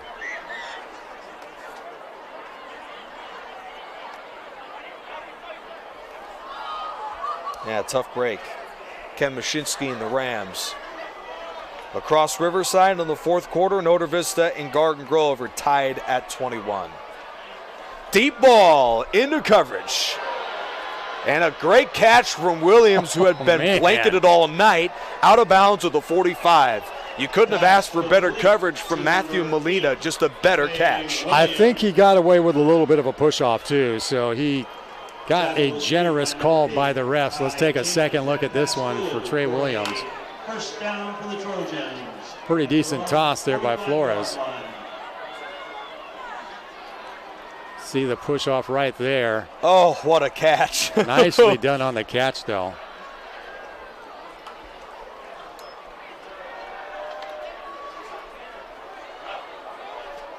Another one towards the bottles this time. Molina has good coverage out there. 10:58 left in the game, 35-7. All right, let's whip you around Riverside yet again. So we are in the 4th quarter just about everywhere. Notre Vista and Garden Grove tied at 21. Calabasas, as mentioned, has the ball up 28-7 at Ramona. CSDR is pulling away from Flint Ridge Prep up 44-20, and Western leads King 14-0. We got our first game update across Division 9, and I'll give you the implications after this play. 2nd down from the 45. Flores is picked off, and that'll do it. And it's taken back by Julian Martinez to about the 37-yard line. 2 interceptions from that defense tonight, and that one seals a dominant performance for the Brahmas tonight. Yeah, it has just been all diamond bar throughout this entire evening on both sides of the line of scrimmage. I think in a lot of ways the defense is highly underrated here for the Brahmas. Looks like I don't know who's rating them, but I think they got to refresh their screen. Absolutely. This defense is pretty darn good, and Hillcrest just couldn't match up with them tonight. Young stays in the game. He's been a workhorse, and Luna ushers down Zay Young to the 34. Yeah, I would say at this point, like I mentioned, it might be time to start pulling your starters here. Let's just say all of the teams leading in the 4th quarter tonight hang on for the win. Here is the Division 9 teams to advance to the semifinals. Diamond Bar, San Dimas, Laguna Beach, and Notre Vista and Garden Grove are tied. So whoever, of course, wins that game. Okay. So that'll be the Final 4 in D9 for the southern section.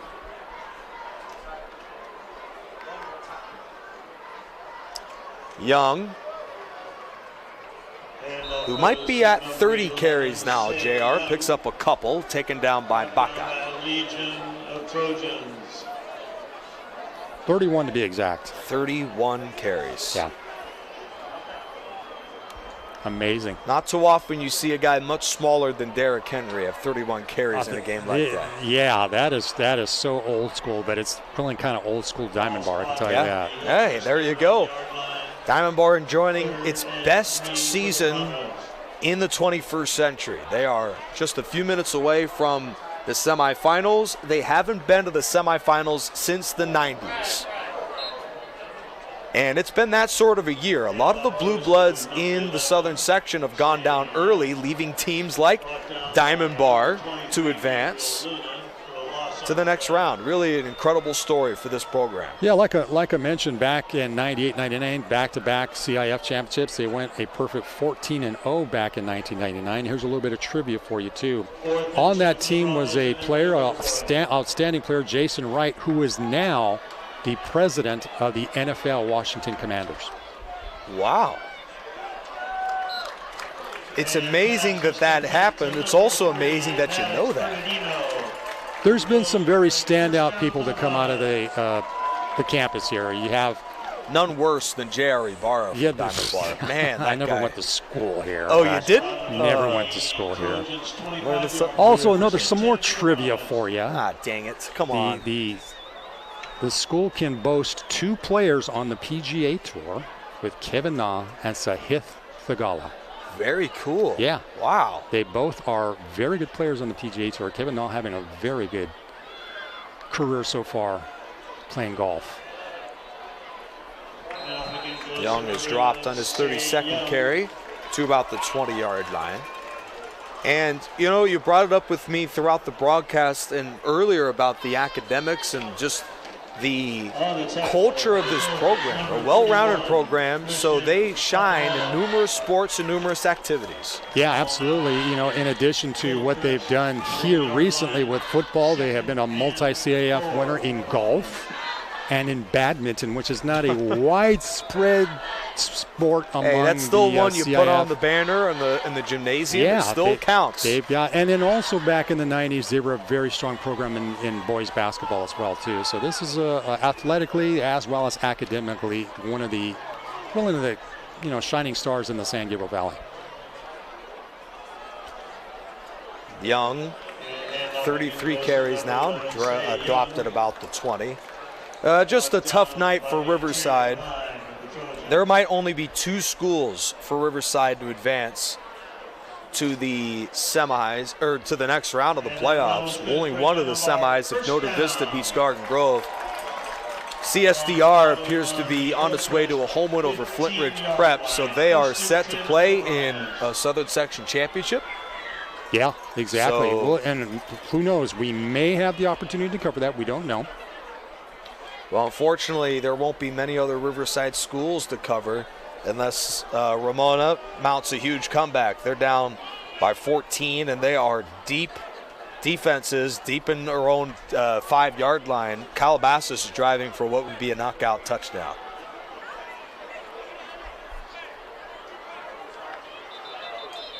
Yeah, whistles. Looks like we might have false start. Yep.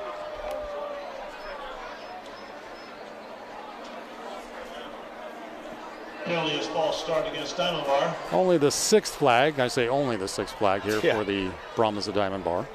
Hillcrest has had quite a few too. Yeah. So outlook on the Trojans. It appears they're going to finish the season 7-5 with a 5-game winning streak going into tonight.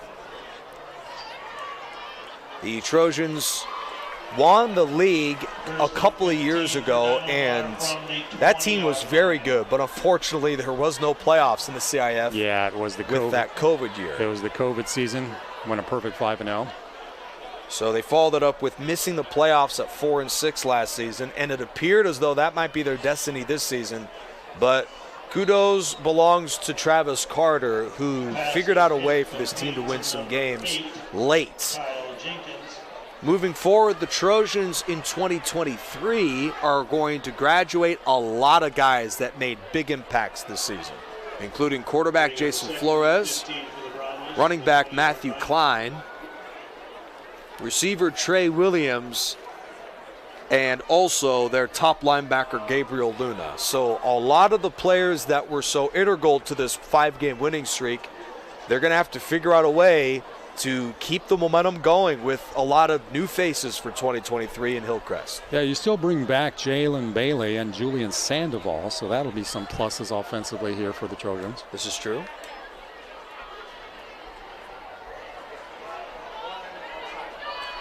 Diamond Bar is going to have to figure out a way to replace that guy, Isaiah Young, next season.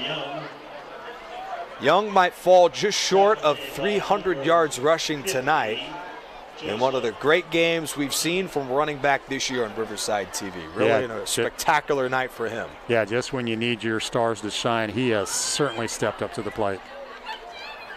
If Hillcrest wants to advance, as is a lot of other schools in Riverside for the playoffs, they're going to need a better presence defensively. The Trojans gave up 30 points per game this year. Part of the reason why they had to come back so often is because the defense just couldn't consistently get off the field. And tonight, Diamond Bars chewed up the clock, doing just about whatever they want to. And this one was over from very early in the game. Knocked away by Anthony Serrano. Yeah, that has been kind of the weakness for the Trojans. They allowed over 300 points on the season. Yeah. Although they were very effective on creating turnovers in some of the more recent games. 3 takeaways against Quartz Hill last week, over a dozen this year. So, yeah, that'll be interesting. So many Riverside schools, unfortunately, this is the round where a lot of these schools have gotten out a couple of years now. Ramona, it appears, is going to fall short in the quarterfinals against Calabasas.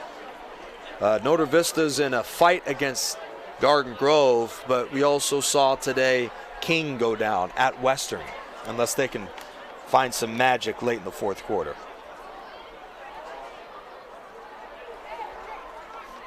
Fourth down here for the Brahmas. King down 20-7 after 3. Into the end zone. It's a touchdown to Isaiah Young. A fitting way to close the night for Zay as Diamond Bar is on its way to the semis. Yep, that will ice it right there, that's for sure.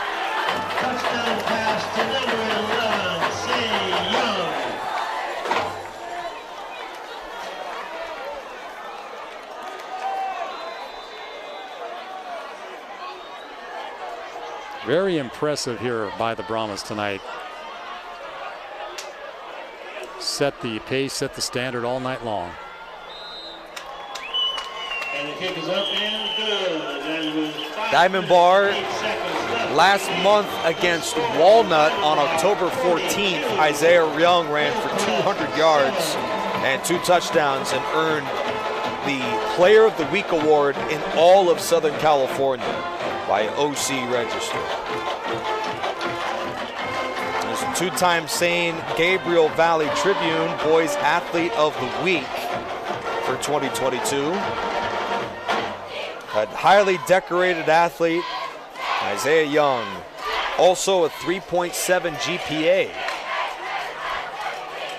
So really a phenomenal all-around football player, and it'll be interesting to see him at the next level. With that last catch, that'll total him to about 267 yards of total offense. Oh, man. Just on his contribution alone.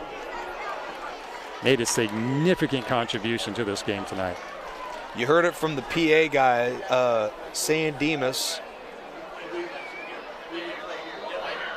PA guy said 45-21 San Dimas. Internet says 13-0 San Dimas. No matter what, San Dimas will visit Diamond Bar next week, I believe.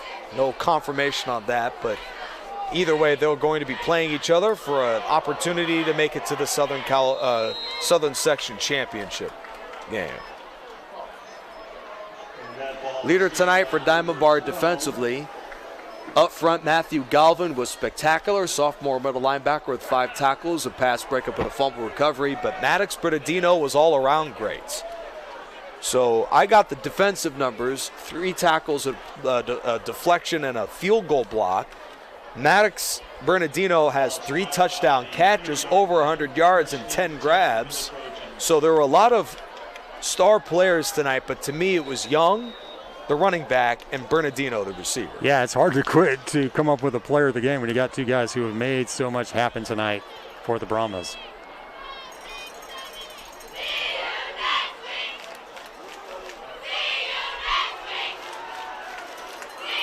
Cheerleaders chanting, "See you next week." As Diamond Bar is enjoying its greatest season in 22 years. A trip to the semis next Friday for the Brahmas. Notre Vista has come back to take the lead against Garden Grove in the fourth quarter, 27-21. That score from from Demarion Richardson from 3 yards out to take the lead. That game about 2 minutes left in the fourth quarter. So we could see only 2 schools play next week for Riverside. That's potentially Notre Vista and CSDR. And once again, CSDR would be playing in a final, championship final. So we'll certainly keep you updated on to what the plan is for Riverside TV, but that, I'm sure, will be the image captured from Hillcrest, posted on the wall as motivation for next year. Absolutely. It just was not one of those nights that things went well for the Trojans tonight. 48-yard line. First and 10 for the Trojans. 4 minutes. Congratulations to Ramona, to the King Wolves, and all the Riverside schools this year making the playoffs and advancing. Matthew Klein stuffed for a loss. And that went to number 35. Taken down by Matthew Alexander Zhao. And tackled behind the line by number 32. Well, give credit to these seniors on the Trojan squad.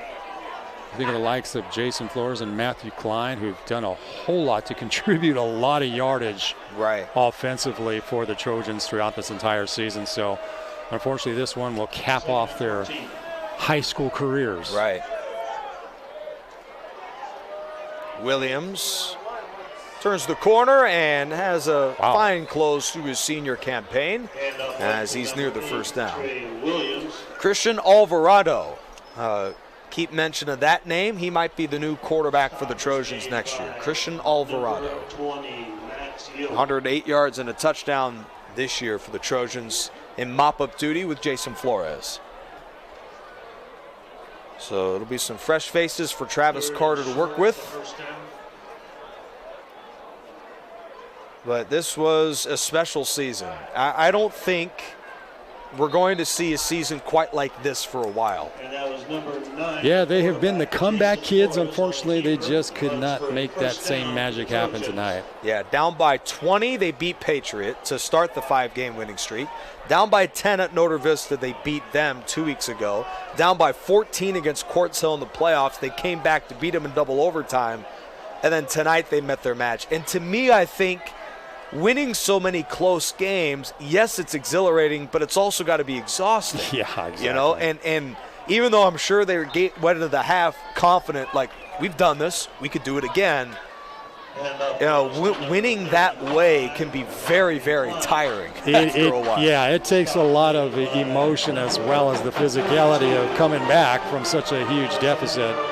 This one got away from them pretty quick and pretty early, and it's just been a tough challenge through most of the night. Hillcrest will finish the season 7-5. Runners up in the River Valley League. Meanwhile, for Diamond Bar, the Brahmas will improve to 11-1.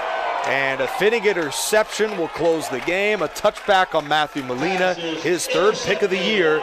The Brahmas will improve to 11-1 and play San Dimas this coming Friday in the CIF Southern Section semifinals. Boy, much credit to the Brahmas, man. They are the real deal. I got to admit, I was a little skeptical coming into tonight's contest, but they have definitely proven me wrong.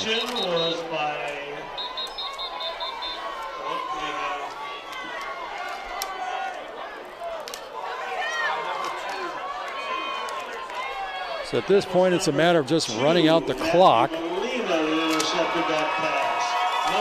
First trip to the semifinals for Diamond Bar in the 21st century. 42-7 is your final score. Final moments for the Brahmas. Jeremy Torres in at running back. This might be their second to last play of the game. And Torres scampers back to the original line of scrimmage. Just a reminder, Notre Vista, with under 2 minutes to go in the fourth quarter, leads 27-21 over Garden Grove in Riverside. So the last chance for 11-man for a Riverside school to the semis is down to Notre Vista against Garden Grove. I know both Jeff Gorham and Ghazal Hassan have commented that this could be the best opportunity for Ken Batdorf to get his very first CIF title, and hopefully that will stay alive tonight. Unfortunately for them, Calabasas knocks out Ramona 35-14. That game is final from Ramona High School. So the Rams will finish the season 10-2. Hillcrest finishes the year 7-5, and the King Wolves, with their season ending in Anaheim, will finish 6-6, 1-1 in the playoffs. So as the final seconds are off the clock, JR, we'll see if we're back, as we've covered so many fan-voted games throughout the year.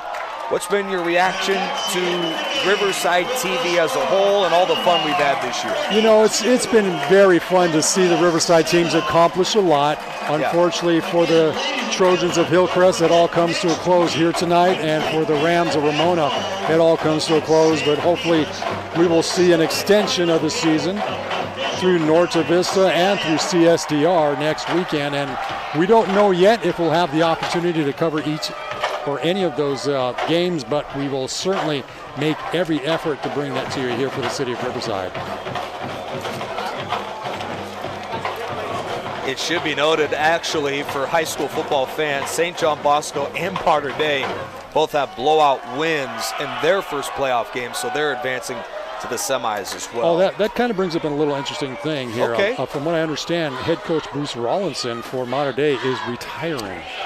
Okay, it's been a long time coming, I gotta say. Yeah, and this may actually bring into play a Riverside County coach. I think there's been long-standing rumors and thought that Matt Logan from Corona Centennial just might be the next best candidate to take over Mater Dei. So Rawlinson will retire at 73 years old, 345 wins going into the career wins going into the semis. Zay Young runs for over 250 yards tonight, 267 total, and a couple of touchdowns for the Star Diamond Bar tailback. There was the touchdown to begin the third quarter. This was the play of the day. Maddox Bernardino, JR, gone from 42. Look at that juke. That was a beautiful move to head into the end zone there. Hillcrest gave it a strong fight in the second half. They gained over 300 yards, but a couple critical Flores interceptions in the second half cost them a chance to stay in the game. There was another one right into the gloves of Julian Martinez to cap it, and just to ice the win for Diamond Bar on 4th and goal, a touchdown to Zay Young. Final score tonight, 42-7, Diamond Bar. Brahmas improved to 11-1. Hillcrest drops to 7-5, and for the Trojans and all but potentially 2 Riverside schools, their season comes to an end tonight. Yeah, quite a disappointing way to end off the 22 season, but nonetheless, these are kids who have had some hard-fought battles over the past few weekends and come up significantly short tonight against the Brahmas. But boy, Diamond Bar just were able to come right out of the gate and just control the tempo right from the start. It appears Notre Vista's, I don't want to put the chariot before the horse, but it seems there's only a few seconds left. They're up 27-21. It appears they're going to win that game against Garden Grove. Excellent. But I knock on wood now. I don't want to jinx anything. We'll have updates. We'll see us next week in some regard, most likely on Riverside TV. But, of course, it's been a pleasure all year on Riverside TV, coverage of all Riverside High School football. And make sure also we've got more coming up on the pike on Riverside TV, so stay tuned. JR, before we sign off, maybe for the final time, any lasting remarks to send us off? No, it's been an enjoyable season. It's amazing how fast this goes, and nonetheless, in spite of the disappointment here by the Trojans or for the Trojans, we root them on. Hopefully next season they will come back and just kind of spring back. Yep. which I think they will. Head coach Travis Carter, he's one of the young guns, if you will, here in the Inland Empire. And, you know, he's been a very great coach so far, and he'll just kind of reload for next season. Best of luck to Diamond Bar. The victors tonight, they'll play St. Dimas in the CIF Southern Section semifinals. And, of course, we'll have tabs on just all the Trojans do in preparation for 2023.